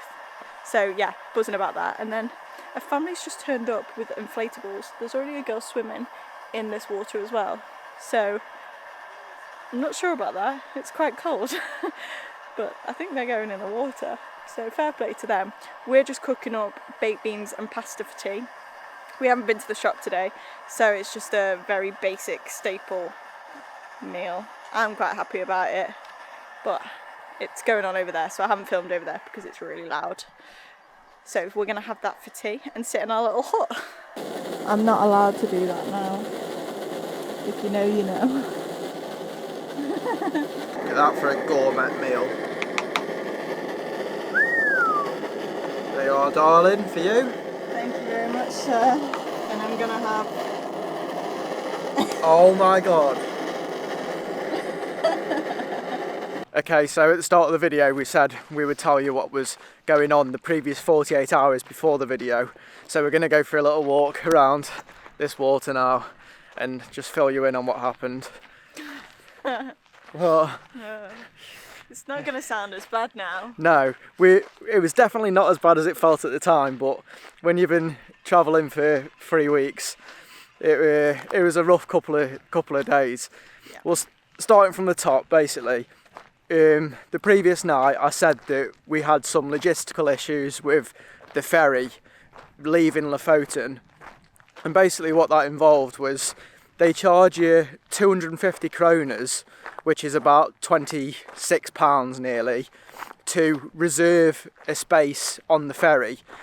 But if you turn up in the space, then you don't have to pay for that. Yeah, so it's about 50% that are reserved and then the rest is just turn up. Yeah, so, and the original ticket was like 13 quid, yeah. So we were never going to reserve it because it was so expensive. Anyway, we got up nice and early to go and get the ferry, be in line for the ferry nice and early, and as soon as we started packing up, the heavens just opened.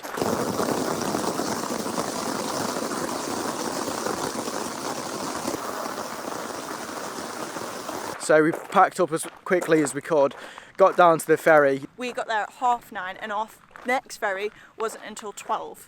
So we were early. People turned up after us. The ferry came, we were like, oh yeah, okay, ready to get on. We were lining up, waiting to go on.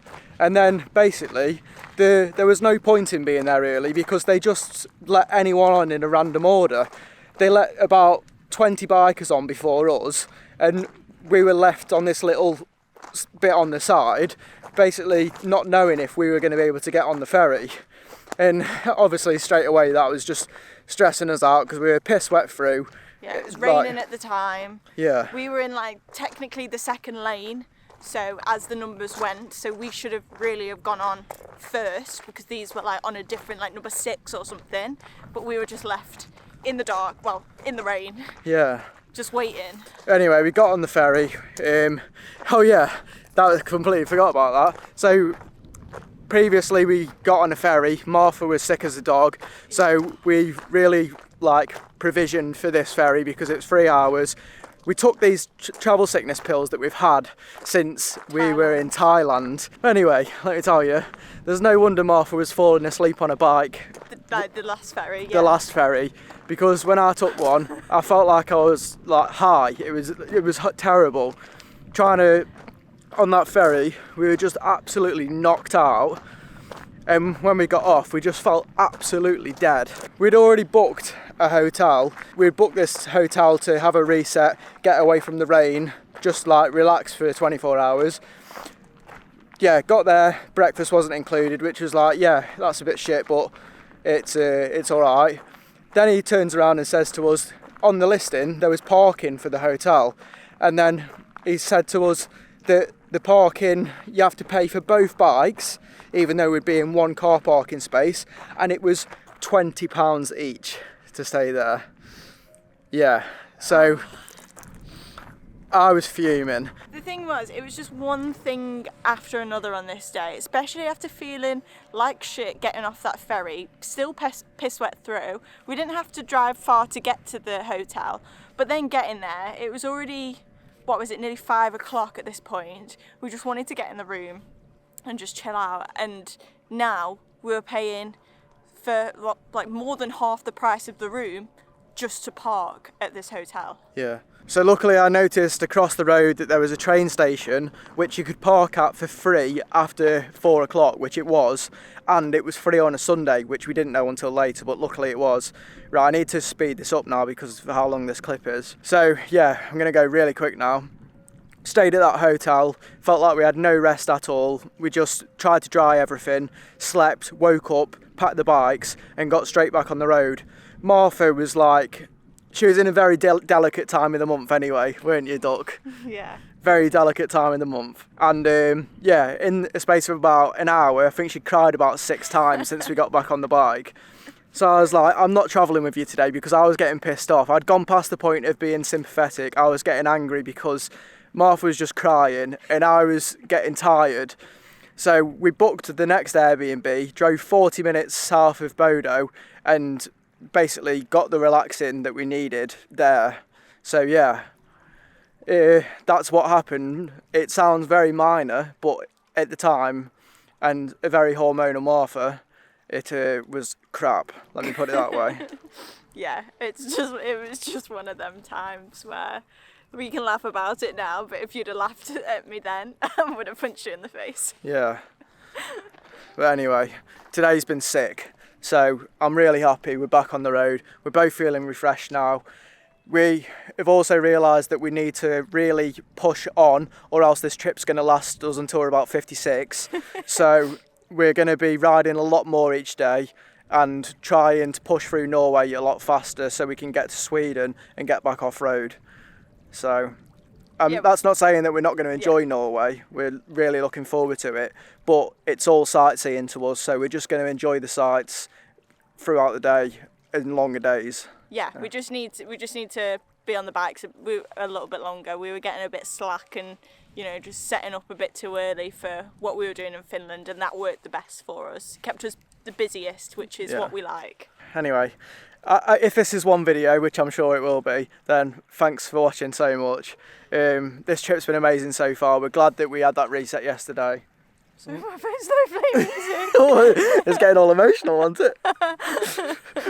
Anyway, yeah, cheers guys. If I get cold today, we have definitely got issues.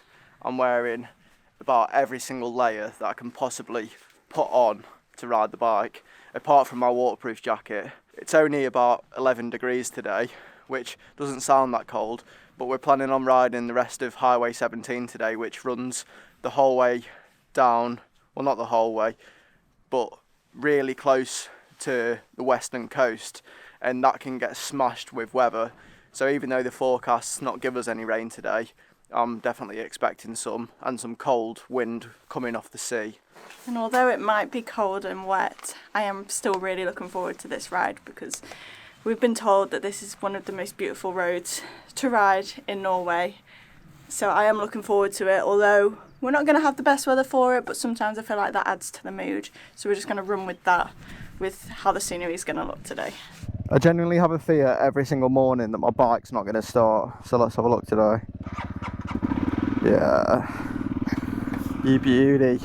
Right, first up we need to get the food for the day, fill up with fuel, and then we've got no reason to stop apart from ferries. Which, the first one, we don't know what time it's at. We've been having conflicting information online, so we have no idea, and it could be an hour and a half wait.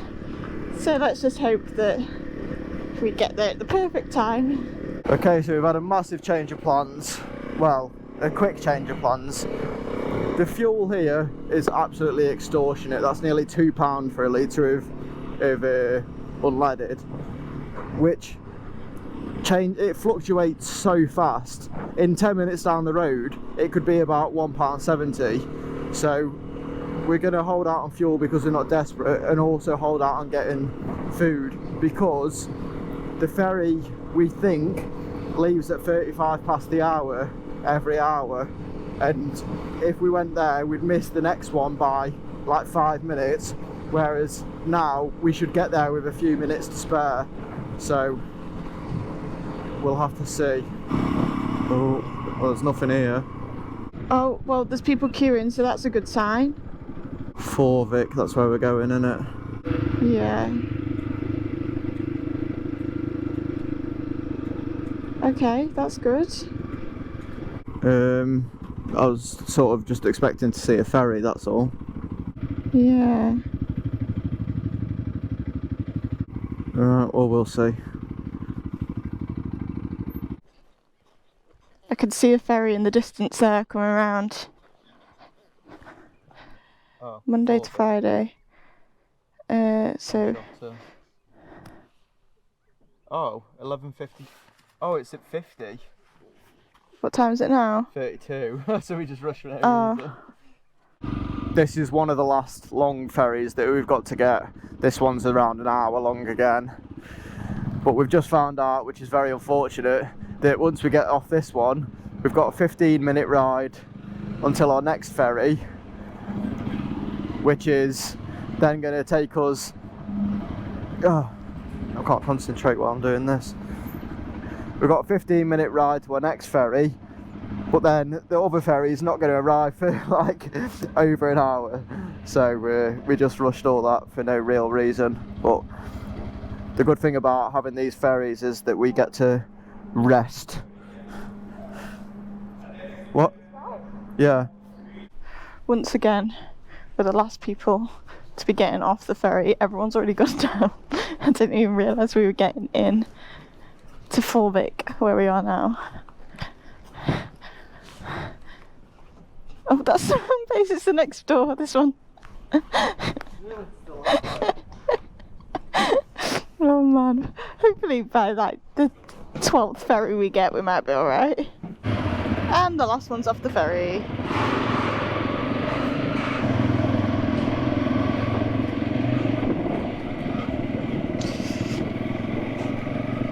I find it so cool that you go in one way and then come out the other.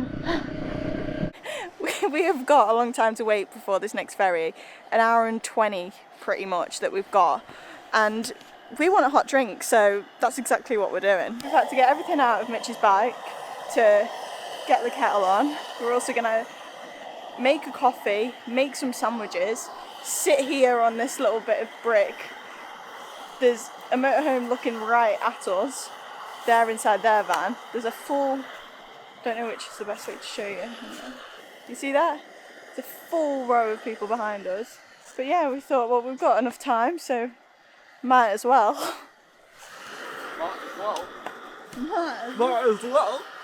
You know how I said we're going to be waiting for ages? Yeah, well, it's come and we're getting on. But on our timetable and on the timetable there, it said 20 past. And it's 22 right now.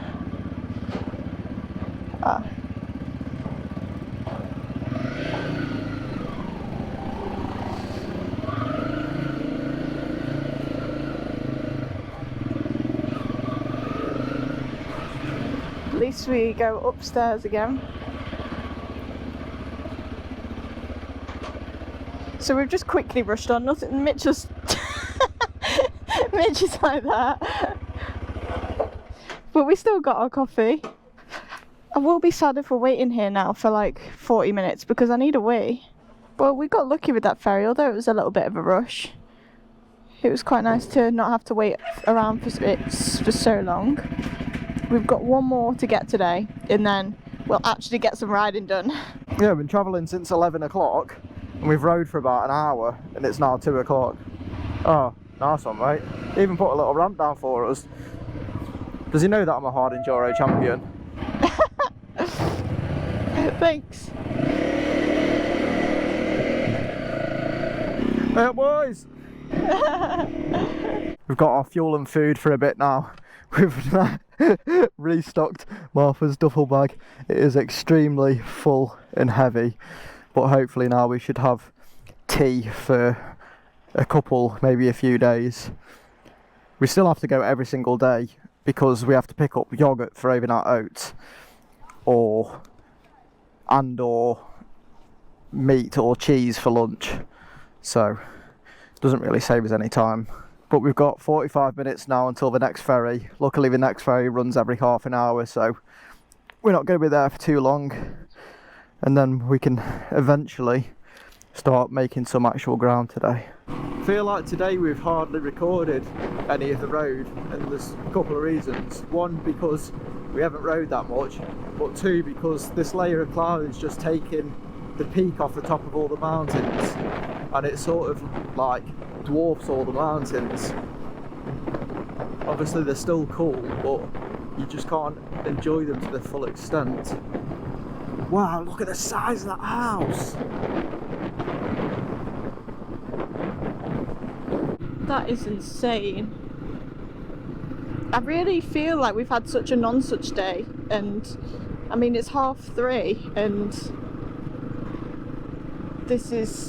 it feels like honestly we've just not been on the road, which I'm kind of sad about, so I'm hoping we can make it up, as we do have a lot of the day still to go. We boarded our last ferry on Highway 17 from Venison to Holme at 4 p.m, over 5 hours from when we left camp this morning, and we'd only rode 70 kilometres, so it almost felt like we were just starting for the day.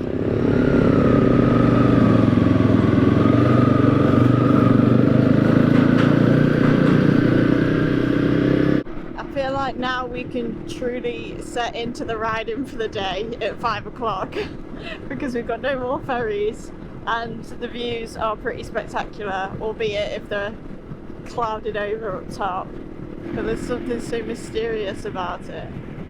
Wow, it looks so nice how the houses are reflecting off the lake. Like, look at that. Oh yeah, wow. You know, every time the weather's like this it just makes me want a Sunday dinner. I'm not gonna lie. Oh, that's a sick photo, Mark. Should we get a photo of that? This was the start of a truly beautiful section of road. We didn't have much hope for the rest of the riding today, so this caught us really off guard. The twisting, immaculate roads ran adjacent to the water that you just couldn't believe was connected to the sea.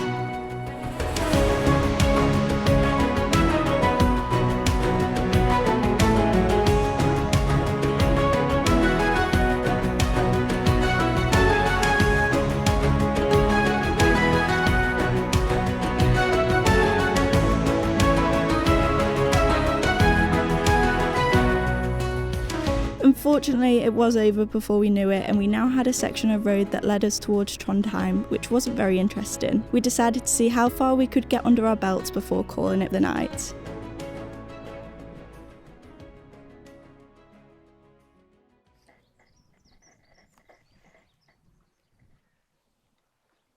Hi. How'd you sleep? I slept really well, to be honest, aside from the torrential downpour that we had at like 3 in the morning. It was so loud, and that woke me up because we didn't wear earplugs. I tried to avoid wearing earplugs where possible because we wear them all day on the bike. It's not comfy to sleep in. We're trying a new breakfast this morning. It's what I'm pretty sure it's just rice pudding, but with no sugar in it. So we're going to have it with pumpkin seeds and honey.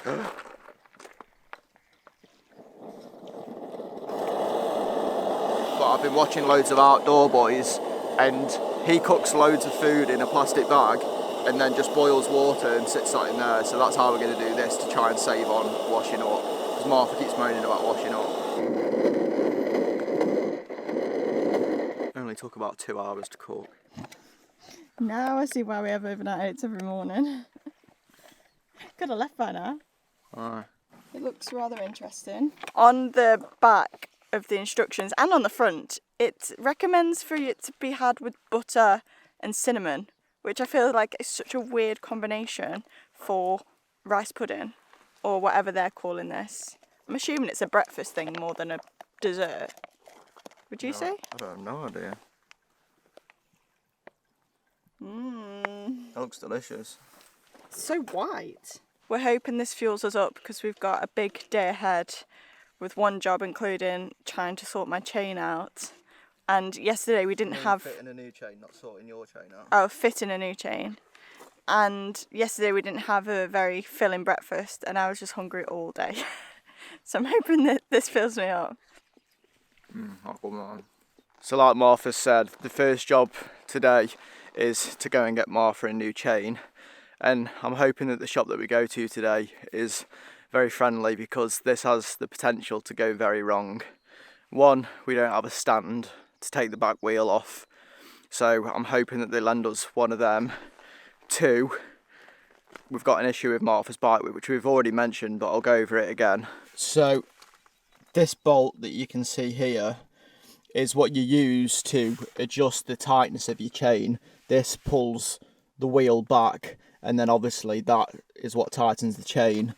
The problem that we've got is the bolt is seized inside the swing arm, And if I'd have done some research before this trip, I would have known that that's quite a common problem. Because the bolt's made of steel and the swing arm's made of aluminium, they seize up quite a lot. So one of the first jobs that you should do when you get one of these bikes is take that bolt all the way out and put some never seize on it, so that that's less likely to happen.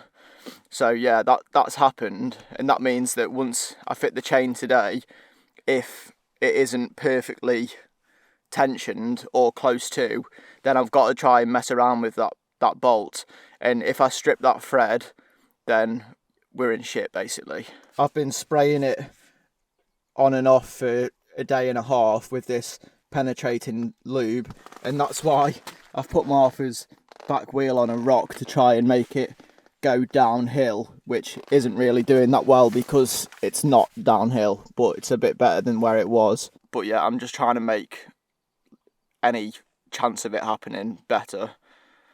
So yeah, fingers crossed things go well today.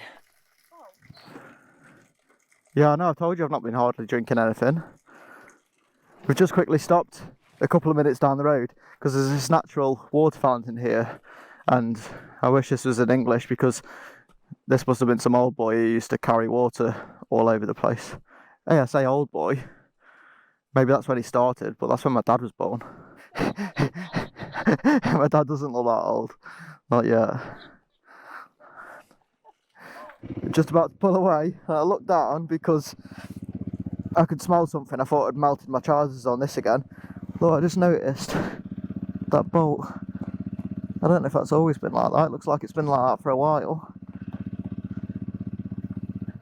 But you'd say that has to be all the way in, wouldn't you? I could have lost the end of my foot, the end of my brake. I best do that quickly. Yeah, look at that. Oh dear. We're definitely getting to that point in the trip, aren't we, where everything's starting to show signs of age and wear. I mean, we are currently at 6,638 kilometres that we have ridden since we first set off from home. So it's no doubt that we're going to have a few things like that along the way.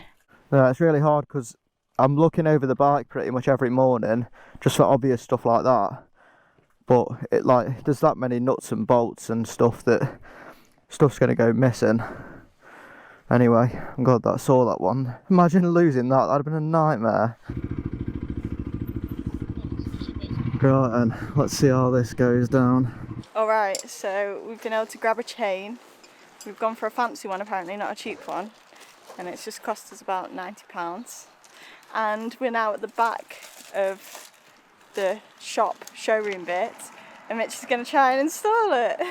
Thankfully they do have a garage, so Mitch did ask the guy in there. The guy's currently on lunch who's in the garage, but if it all goes wrong maybe we can get some help from him. So this is where we're just going to set up to do it. Nerves? A little bit, but also it is what it is. Also, I just thought I'd show you how bikes are shipped. How cool is this? Look at that little 250. How new it looks. Oh, look at that chain. Wow. There was a new one of my bike in there, and I was just wondering if I could just take that one instead and maybe just leave mine here. I wonder if they'd agree to that or not. I should probably take some layers off because I don't actually know how long we're going to be here for. Mitch says it could be an easy job. So we'll see. Leave your comments now down below to see if this is going to be an easy job or not, because Mitch likes to say that and then it turns into a really big job. But I feel like this is proper travelling, when you've really just got to make the most out of any situation you've got, like just having this extra little bit of space here and then just hoping for the best is really what it's all about. So what are you doing now? Splitting the old chain. Do you just choose anywhere? Yeah. And just snap it? No, you have to push the pins through. Oh. So that's a chain breaker. So that just pushes the links. See like that? New split link. You see it? Oh yeah. That's just pushing them out. Okay. And we nearly didn't bring this with us, did we? No. It's a good job I did. So I don't know if Mitch had said, but Mitch last minute, the day before we left, did his chain because his sprocket and chain were really bad. That didn't sound good. We just broke it.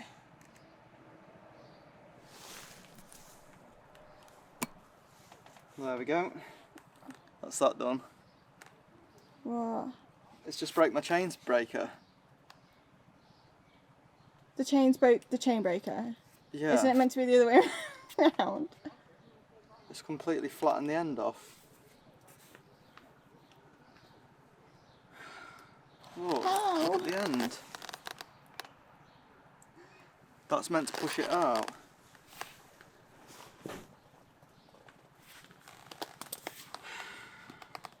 Will you just flutter your eyelids at them in the garage and ask if you can borrow their chain breaker? Just like this. I look like Mr. Blobby. I don't understand how you can use it once and it didn't even do the job. I used it on my chain and it was fine.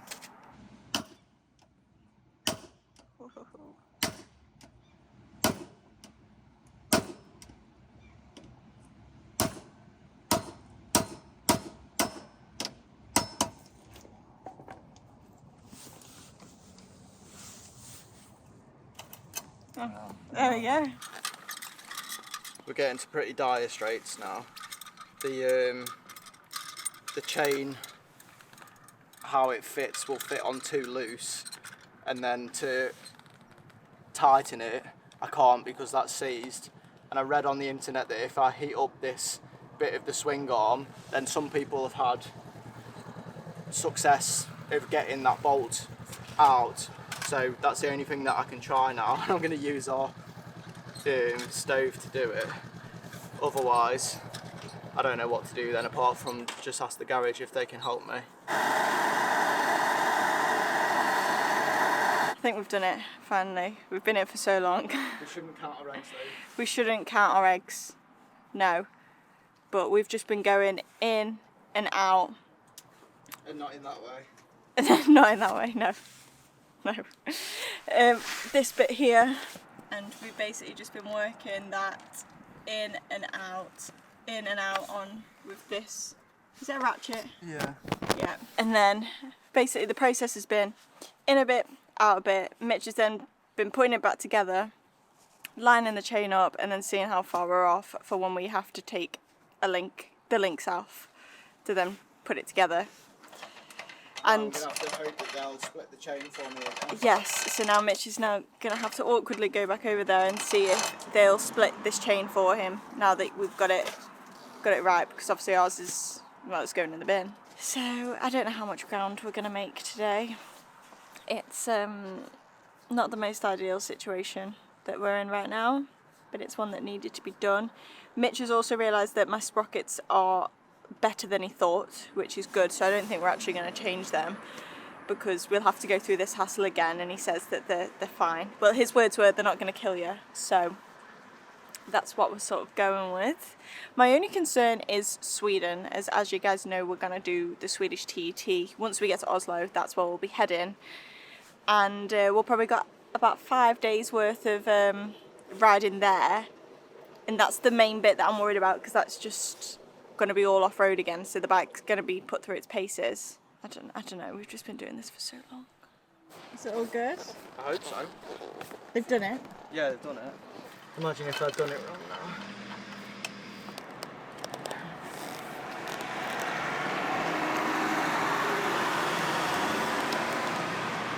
So now, you know, the ideal place to do this is on a dirty car park.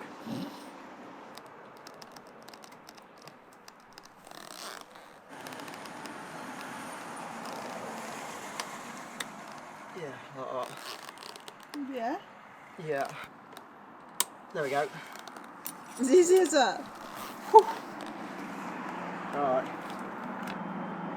No, you're right. Oh man, thank God for that. I'd give you a high five, but you're disgusting. Thank you. I think someone deserves some lunch and a monster. I'm getting a nice one today as well. You're going to treat yourself? Yeah. Well, we've got a lot of riding still to do, so... You watch something go wrong with it now as soon as we leave. Yeah, I'm scared to ride it. Why? Oh, it looks good though. Nice gold chain. Bang, bang. Before I get a load of things in the comments as well, I know you're meant to change sprockets with them, but I rang up about 5 places and none of them had any stock for a week. So this is going to have to do. A front sprocket's completely fine. So, yeah. Hopefully now everything's sorted. We're full with fuel. We've just got food from across there. We're all ready to get pushing again. We've got 3 hours until we reach the Atlantic Road, which is another place that I've heard is absolutely amazing. I've not seen any photos of it, so I don't really know what to expect. But we've got Robocop and Super Prick. Super prick, I like that. You might have also noticed by my clips looking towards Mitch that he's now got a new seating position with his feet on this trip. Can you tell what it looks like from where you are? I don't know if the camera can, but I can. He's just hovering. When I have my legs up too much, my ass is sat in a position where it's just like so bony uncomfortable, and I've started hanging my legs off my second buckle of my boots, and just because my feet are that bit further down, my legs just sit in a much more comfortable position. So when we're on a road for a decent amount of time, just started doing it like this and it's so much more comfortable. Yeah, the only thing is if you have a really sharp corner, your boots just scrape on the floor a little bit. Wow, she's got such a nice house. Ass? I said a house, not ass. Oh! I was gonna say. No, I can't do that with mine, unfortunately, because as you know, my bike is already super low. So if I do it, I'm just on the floor. I'd look like a kid who didn't have pedals on their bike. When they do that? Yeah. We're at our only ferry of the day. I don't know if we've missed this one or we're getting on this one. Oh, the barriers are open. This is the first time we've not looked at the time. Yeah, we've just made it. It's a nice little surprise. Feels like the odds are in our favour. Oh yeah, I like these ones where we go up the ramp. Or is he not going to send us up there? Yeah. Hey, priority, thank you. Yippee! How long is this ferry, do you know? No idea.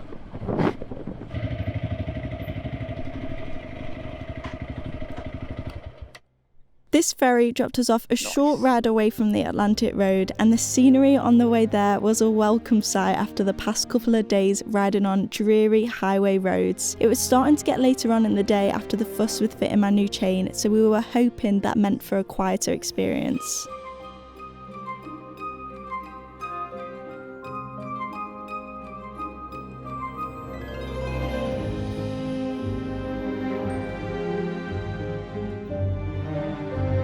As we rode over the main bridge to the viewpoint for the Atlantic Road, we were met with a closing party for a Polish charity car rally which had taken over that entire section.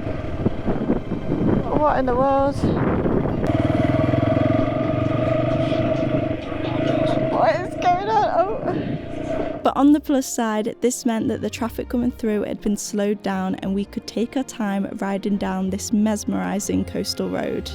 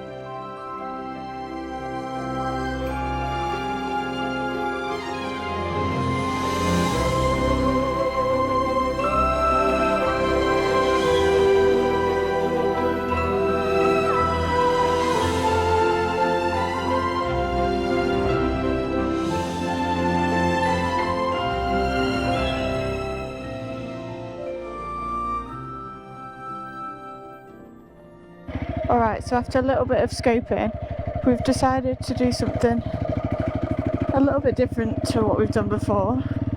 And we're going to go on this little picnic area here. There is another van here and they're having the tea, so we'll probably just talk once we've set up camp. I'm here to tell you what the crack is. We've set up our tent here on this side of the road picnic area. It's not the most ideal park up setup that we've had, but it's going to work, and we've also got shelter and a nice little bench that we're working with here as well. And it was only 5 minutes away from the Atlantic Road. Yes, yeah, we are still pretty much on, well, we are on the main highway still for the Atlantic Road, so you win some, you lose some. I'm not complaining because we've just made tea as well. We've got tuna, sweet corn pasta. The view behind is gorgeous. Is it you win some, you lose some, and this is the lose some? Should be surely... Because we were getting daggers from... Bob and Marge. Yeah, over there when we set up. But it's for everyone.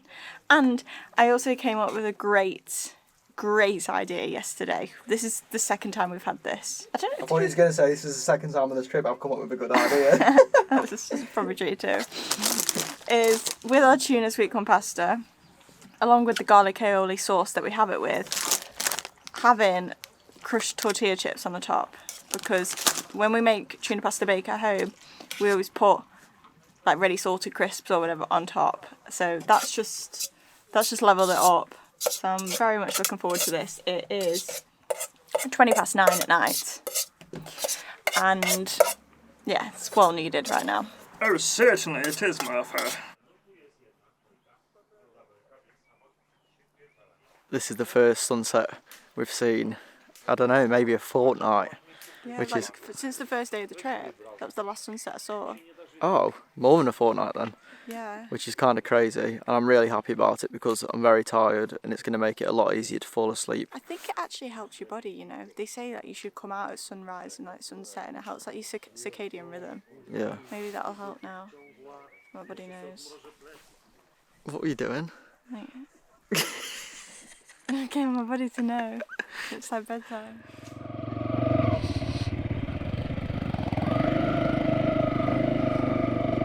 Oh, at least it's a nice day. We have got a long day ahead of us today, and we've really got to make the most out of this gorgeous weather that we've got this morning. It's warm, it's sunny, and it's not going to be like this tomorrow. No, the forecast is looking pretty dismal after today, and I did a quick rough route search of how much we've got left until our turnaround point in Norway for when we start leaving the country, and it reckons that we've got another 20 hours, so we're going to try and put a bit of a dent in that today to try and enjoy the views as much as possible. Otherwise, the days after, it looks like we're just going to be riding through all of the mountains in the rain and the cold, which could be pretty rough. We have got 2 ferries to get, so they're the only things that could set us back, but other than that, we're up. I think this is like the earliest we've left camp. It's 10:15 and we've got the whole day ahead of us, so I'm hoping for a good day. I've just hit 7,000 kilometers from when we left home, which is absolutely mental. This ferry that we're about to get on now is actually off route to our intended route, and I'll explain the reason why when we get on the ferry. Okay, so I was going to show you a view of the mountains to reinforce my point, but basically what's happened is we originally was meant to go into the mountains and up a pass called Trollstigen. Well, at the start of the season they had a load of rockfall and they've deemed it dangerous for the whole of the year, so that's closed. So we've had to route round so that we miss that. Yeah, so that's why we're on this ferry, and we're not actually going to reach the mountains for maybe another hour and a half, but that is what is going to entail for the next couple of days, is just mountain passes, fjords, and lots of really nice roads. So that's why we want to get as much riding in, because 1, it'll be dangerous if it's chucking it down with freezing cold rain while we're going down snake passes down the mountain, and 2, we want to enjoy it more. But we've got an hour now until the fun begins. One more ferry and then the fun starts.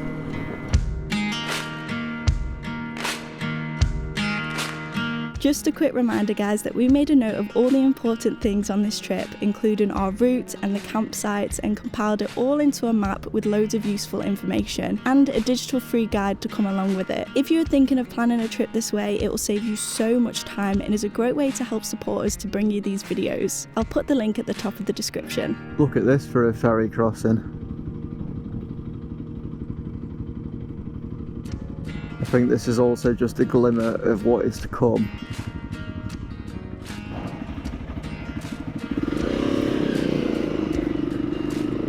So as you can see from that sign in front, the first mountain pass that we're going on is called Giranga, if that's how it's pronounced.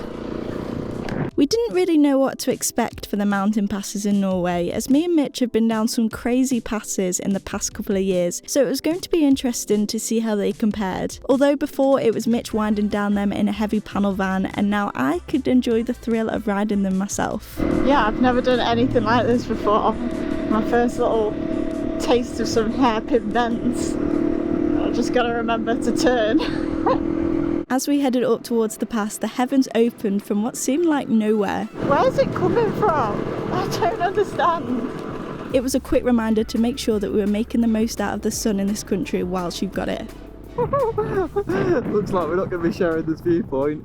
Oh my god, it looks mental!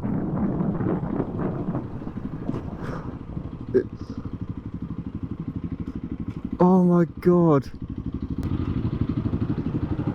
Jesus. Wow. This is where we quickly realise what you're going to have to battle with if you wanted to be able to enjoy these sights from the road.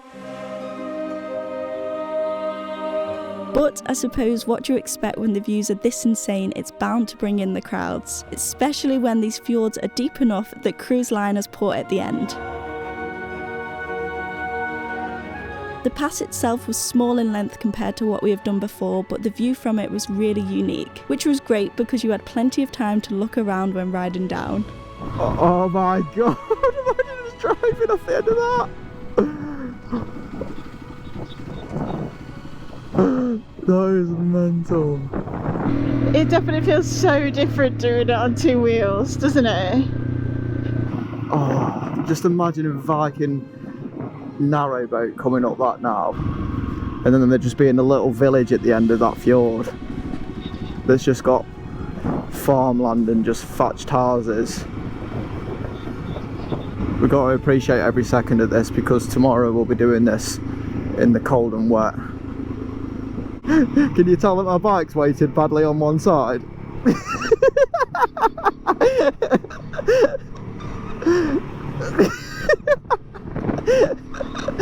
This is the first time me seeing a proper cruise liner like this up and close, and I can't believe it.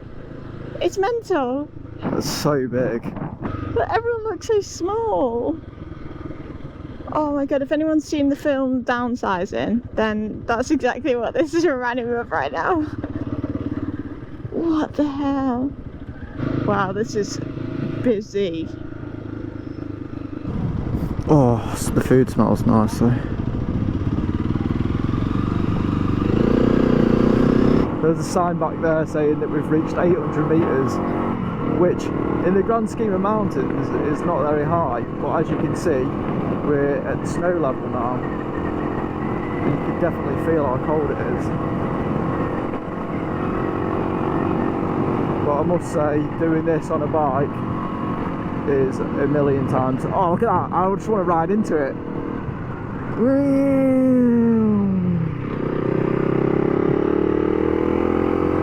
It's a million times better than doing it in a van. Well, I feel like the seasons have changed so quickly. And we've just gone from summer to now winter.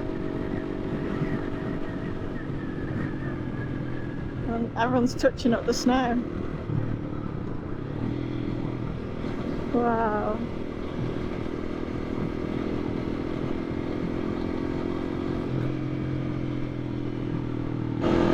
Oh look, there's like a little iceberg in the water. Oh wow, that's like showing the last little bit of where it was frozen.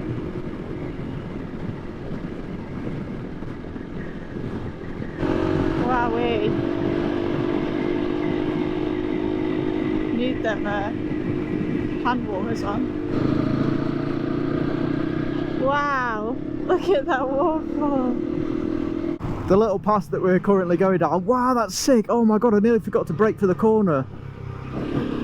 Wow, oh my god, it's so hard to pay attention and look at the views. I'm no longer a passenger princess and can like take photos and everything. I just have to have a quick glance.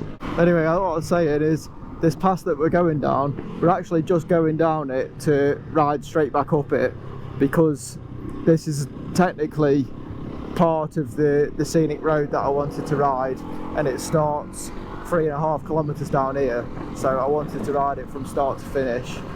So we've got to go down to come back up, but I don't think that's an issue.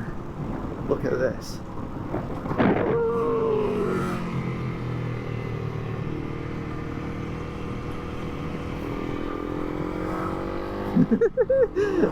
Once we'd turned around at the bottom of the pass, you could just tell that we were in for a treat. The traffic started to thin out, and the higher we climbed, the road grew thinner, but the views, well, this was one of our favourite scenic roads in the whole of Norway, and for good reason.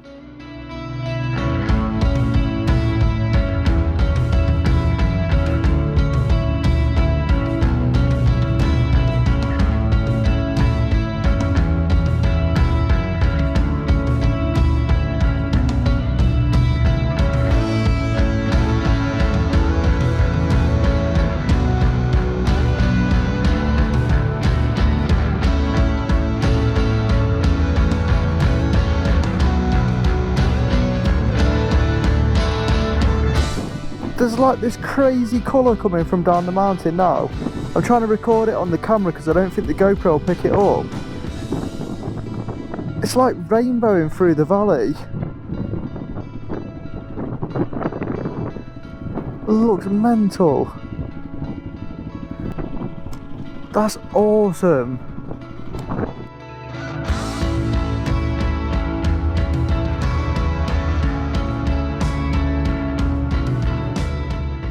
Just sat outside this shop for maybe the past half an hour, and let's just say they're not our ice creams, they're not someone else put them inside there. Yeah, someone else decided that everything else in the shop was really expensive, but 6 ice creams for just over £1 was this bargain. And we've been discussing how much more riding we want to do today before it turns miserable. Oh my god, all that rain in the background. I hope we're not riding into that. But anyway, yeah, these are all the things we've been discussing. And basically, we're going to go through another 2 hours, 2.5 hours maybe, which will take us till just gone 9 o'clock. So yeah, that's a little bit rough. But the more riding we do today, the more potential of not being in crap weather tomorrow. So that's the bottom line. That's what it's all been about, is trying to avoid the worst of the weather as much as possible, but we need to be careful not to run ourselves down too much.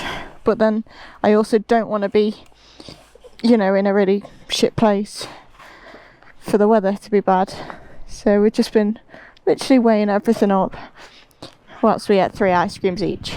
We're starting our climb up to the next mountain pass. I think this one, I can't remember off the top of my head fully. I think it's called Sognefallen or something along that lines. And from the brief description that I read from the notes that I put on our map, it was called the Roof of Norway. So whether this is the highest of the passes, I'm not sure. That river is amazing. But with it being high also means it's going to be cold. So I've got the grips on 100%. I'm so glad that I put these on. Or my fingers would not have lasted this trip.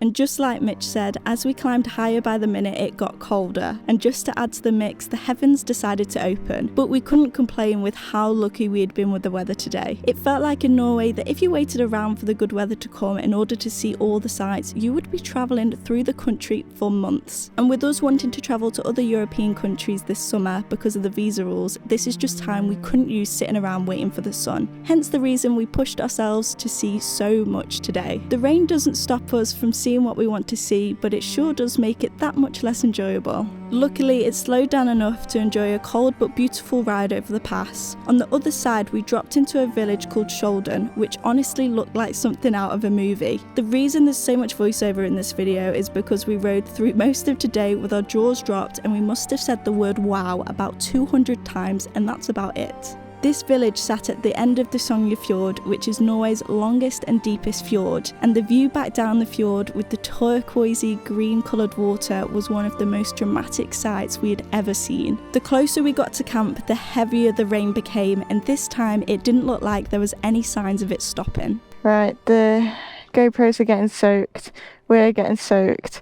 We've been stopped here for 10 minutes because of some roadworks. We're taking them off and putting them away, and we'll catch up when things are hopefully looking better.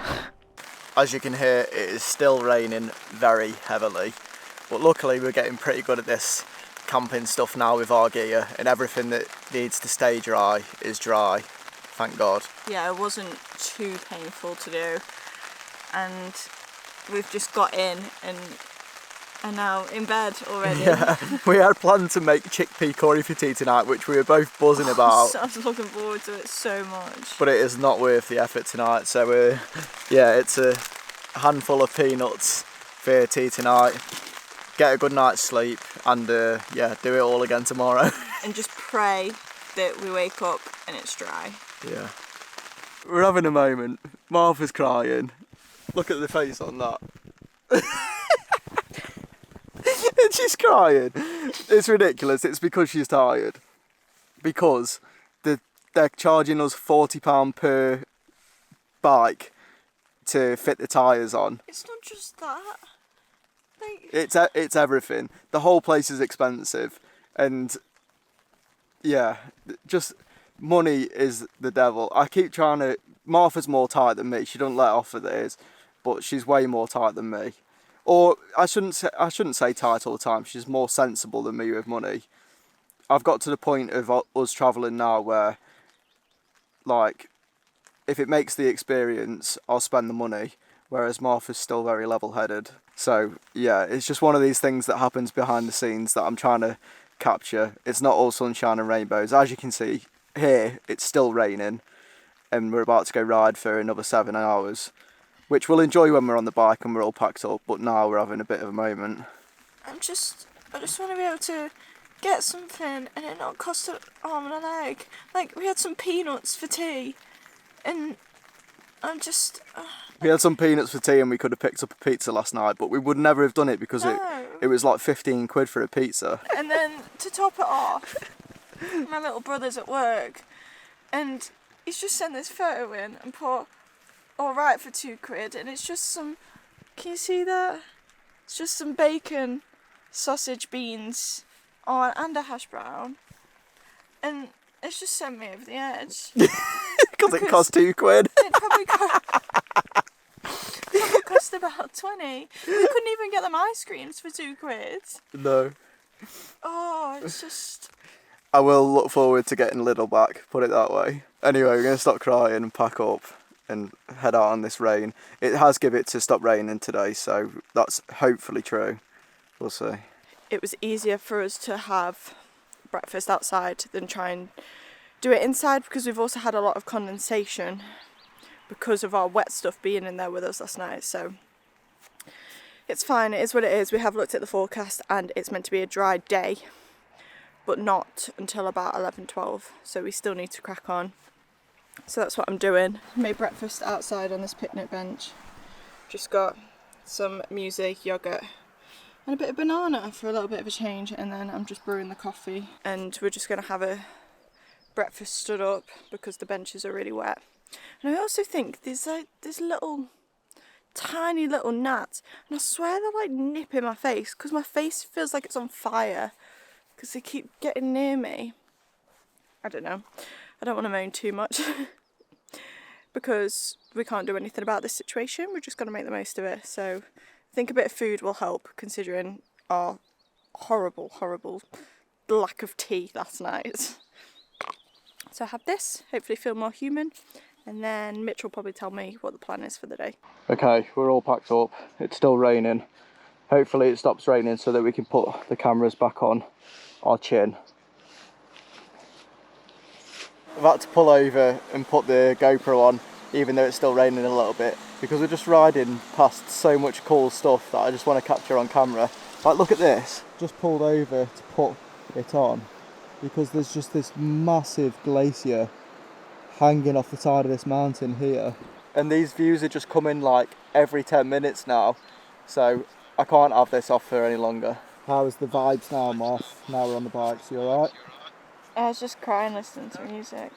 Why? I don't know. I can't tell if I'm happy, tired, just emotional. I don't know. It's just in my thoughts. But this is really cool. We've just also not been able to talk to one another because Mitch didn't charge his Cardo. And it won't be that charged now, to be honest. So that's why I was listening to music on my own. I've just realised as well that where we stayed last night, we didn't actually properly show on camera because it was so wet when we pulled up. But it was just this picnic area that was just at the side of the main road. But what it did have was some information boards which were talking about how this was all formed from the Ice Age, and the glaciers themselves are remnants from the Ice Age, which I just think is absolutely mad that that could have been formed tens of thousands of years ago. Even though the weather forecast looked promising for us this morning, the moment we made a turn from one valley to the next, the rain started and it was heavy. So off the GoPro came again as we made our way up another scenic pass we had on our route. We'd been told that this was the best mountain pass in Norway, so we were staying optimistic, but being 700 metres above sea level and pretty damp, we were getting really cold. So cold. We're going to have to make a decision, aren't we? What to do. And we quickly decided that today was just not the day to try and push on. After taking in the views as long as we could without keeping our bodies moving, we headed for the closest spot to get warm and pitch the tent.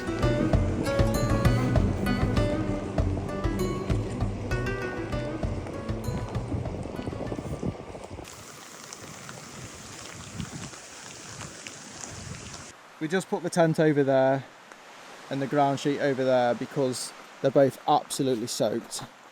Like, it's literally wet through. And as soon as we hung them up, it started raining. I don't want to come on here and complain, but I've just had a bad day. Just everything from start to finish. I feel like we need a violin playing every single time Martha speaks today because she's in one of them moods. I'm in better spirits, but I am tired. That's why we've finished early today. So anyway, hopefully it stops raining soon so we can start making tea. I'm ready for a hot chocolate. You'll never believe what just happened. We were putting up the tent and then obviously it started raining, and we were both sat here and a woman walked past and she gave me a big smile and I smiled back, and it was one of them smiles, you know, where you feel sorry for the person, and I'd give the exact same smile if I saw someone else trying to dry stuff in the rain. And she came over to us and I didn't know what she was going to say, and she just came over and handed us a big bag of crisps and just said, "You look like you need these more than we do in the rain." And I nearly started crying. I just had to like walk away from her. But yeah, that's just made my day. There is some kind people in the world. Just Can I have some milk now, please? No, I'm eating my crisps.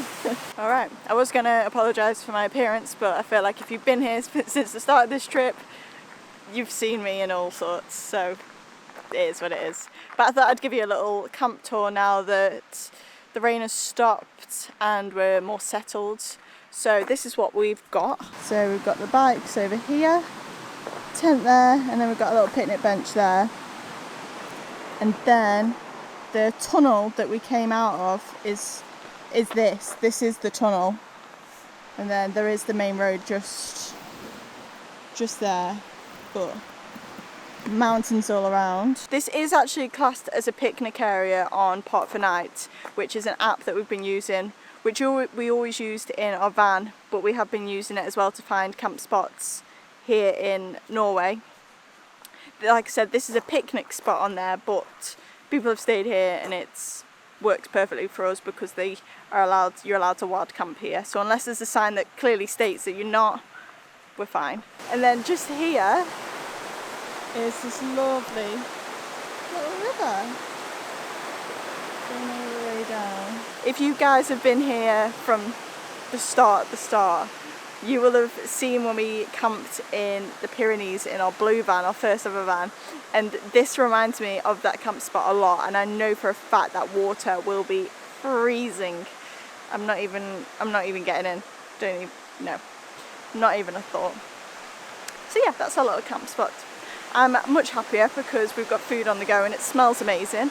Honestly, we have been eating fine, and you know, there's been no complaints on the food because we'll eat anything. But the smell of like the aromatics and the fragrance from just a jar of curry sauce is insane to the nostrils. We decided to have our tea and a quiet night, so the next day we didn't have a repeat of today's emotions. Good morning, we're all packed up again and ready to hit the road. Today is actually the last day that we're going to be riding the scenic roads in Norway. After today, we're going to stop over in an Airbnb, but that's on the way to Oslo, which is on the way out of the country towards the Swedish TET. So hopefully the weather's good to us today and we can enjoy the last few good roads. We've got about 5.5 hours of riding to do, so if we stay dry all day it'll be something short of a miracle. Martha? Hey. I was just going to say that tea was really delicious last night. I ate way too much food. And the reason we didn't film after tea is because it turned into a campsite here. Like literally as we sat down to eat, loads of vans turned up. There's still 2 here now, so we got a bit camera shy and went to bed. But I feel pretty good. I just don't want any rain, but I feel like that's all we talk about. It's the weather, so I apologise.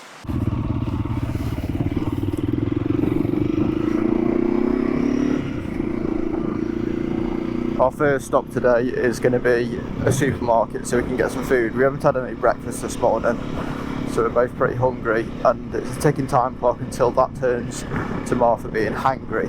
No, that's not true. Yes, it is true. Oh wow. Oh please, weather stay good today. We're going through Hardanger today. Is it Hardanger?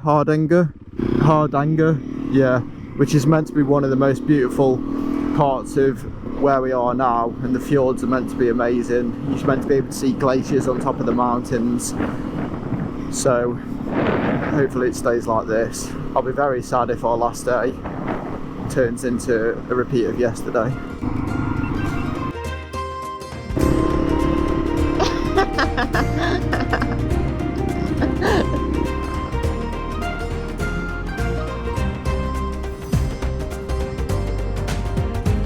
We have had an absolute win inside this supermarket. First off, we were eyeing up these cakes, these marzipan cakes, and they were way out of our budget.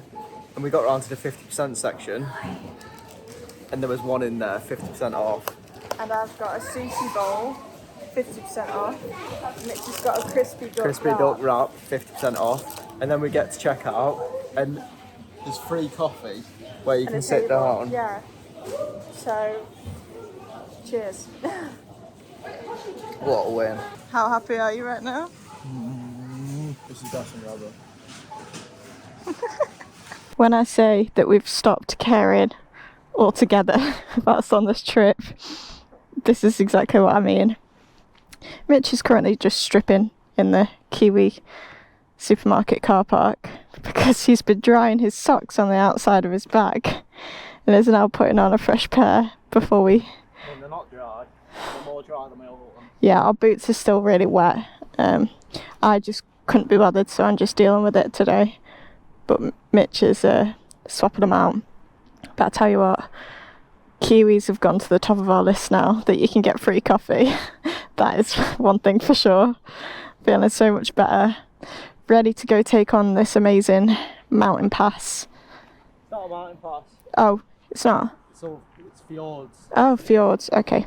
Well, I'm excited to get back on the road now. Right, Mark, I'm feeling good. Me too. I'm feeling caffeinated and on a bit of a sugar high. No, these are my favourite kind of roads though. I love the sweeping motion of the bike. It's like my favourite thing to do when you get a tight one. But yeah, this road's really cool.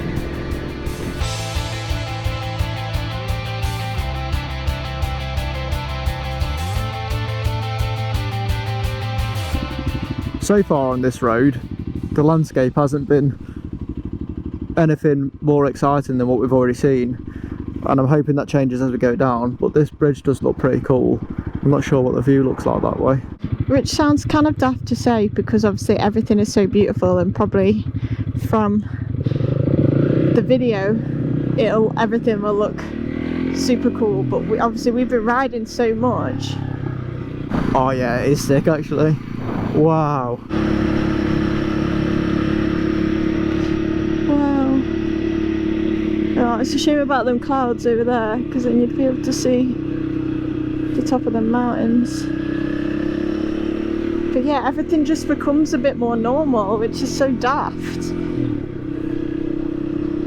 Wow.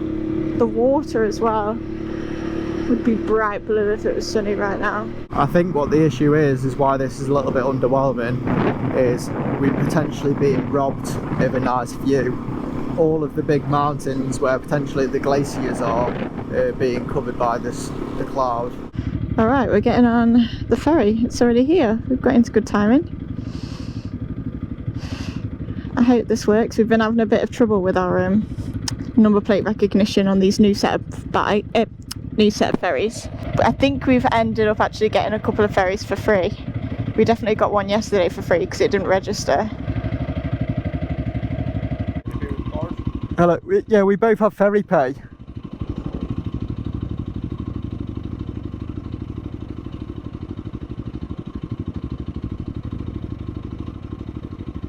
It doesn't come up.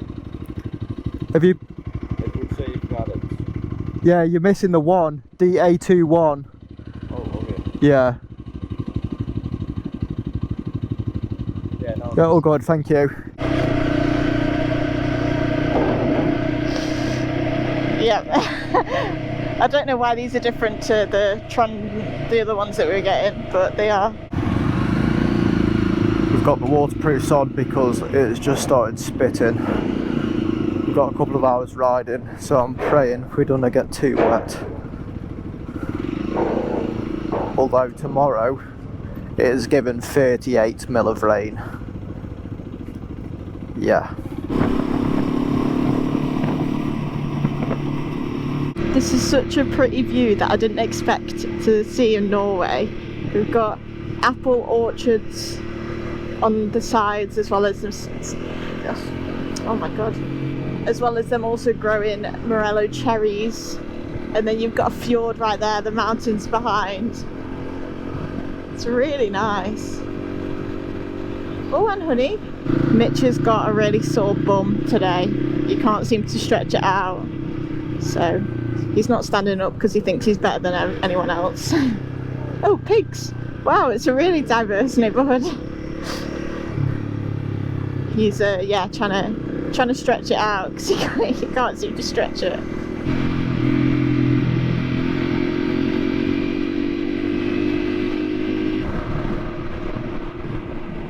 Wow. I feel like if I was to draw a fjord, I'd draw like that. How they're all coming down and then like in. That looks really cool.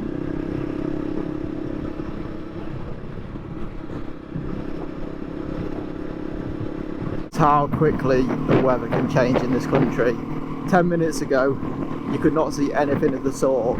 Now you can barely even see the mountains in front of you. Look, oh, it's getting even thicker, and that's all rain. we're riding right towards it. This fjord that we're following it all the way to the end until it turns into a tiny little tail. And if we stay on this right side, we might just miss that. It's clear over there.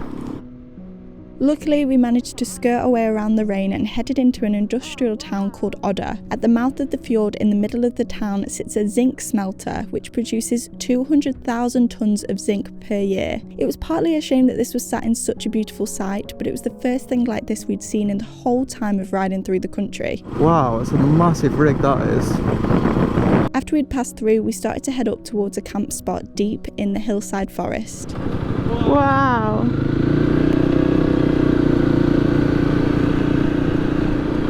Whoa. Now I'm wet.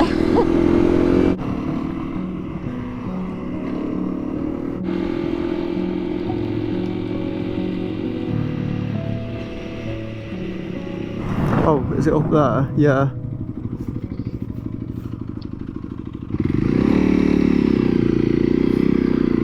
Ooh, bit of off-roading.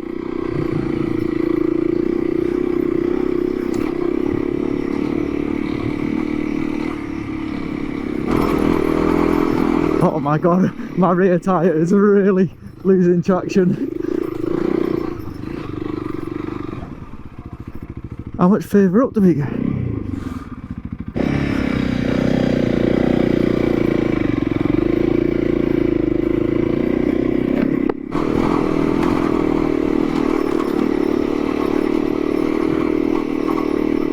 Bloody hell, I can't believe people have been bringing the vans. Oh my god, you won't believe it. There's someone up here.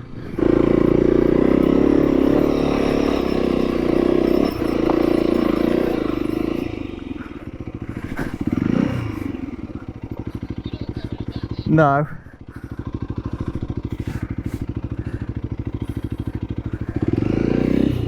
Oh, it looks sick as well.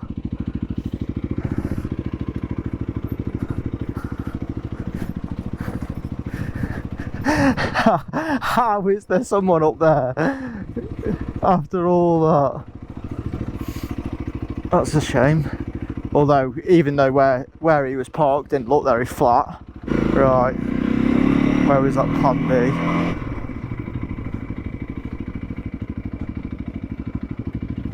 Do you reckon?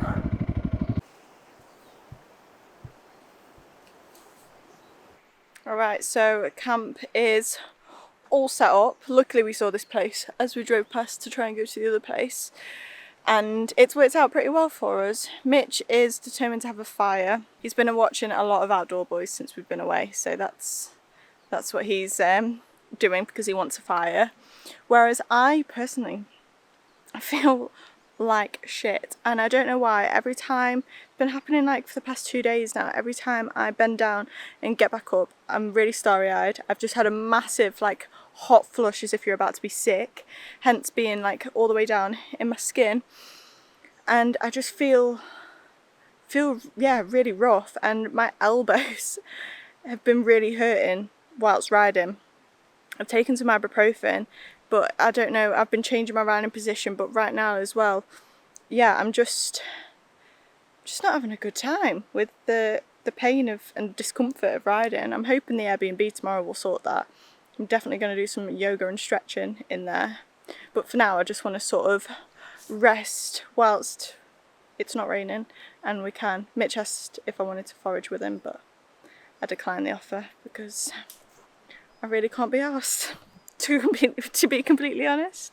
I was going to show you camp before I started just moaning at the camera. Really apologise about that. This is what we've got. The bikes are there, tent here, and then there was already a little fire pit, hence the reason for wanting a fire. So Mitch is already starting to collect. But this is a nice little quiet spot. Yeah.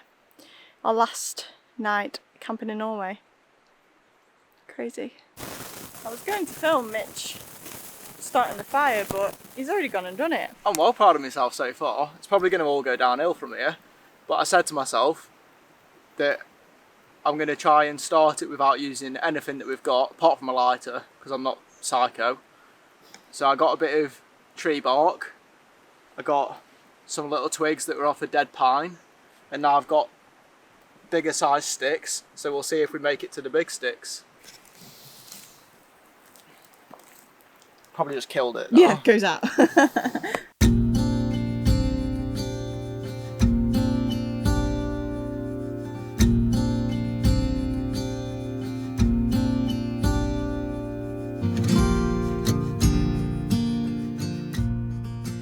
We're having different teas tonight for a change.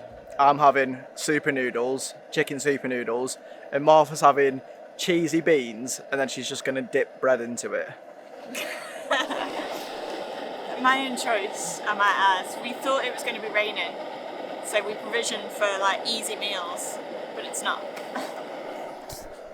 Also, my fire's still going strong. Alright, so the rain has just started. It's starting to sprinkle, but we have made it till 9:05, so honestly I'm not that mad that we're now going to get into bed and have an earlier night, which is probably well needed. Oh, there's an ant in the bed. What are you doing? Oh, Mitch is faffing with the tent because it's too tight apparently. We're just worried about the sag with the rain. But we'll see how we get on and hopefully have a good night's sleep, and then we'll catch you in the morning.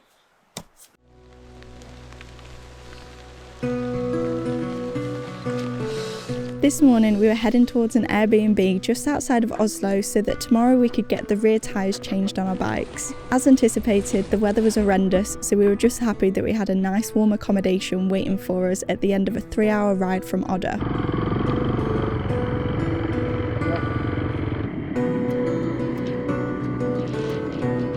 After a very soggy journey, we rolled up to the Airbnb, absolutely buzzing to have such a beautiful space to spend the night and recharge our batteries to tackle the next leg of our trip.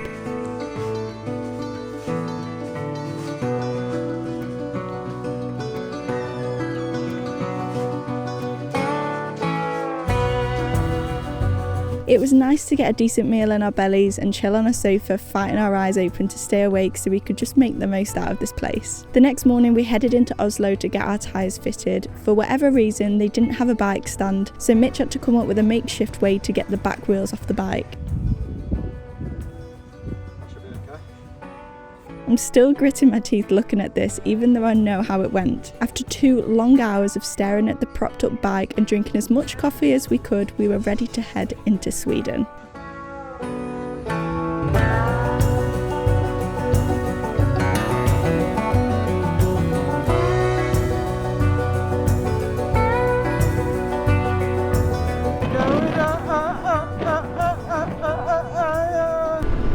We love you, Torsby.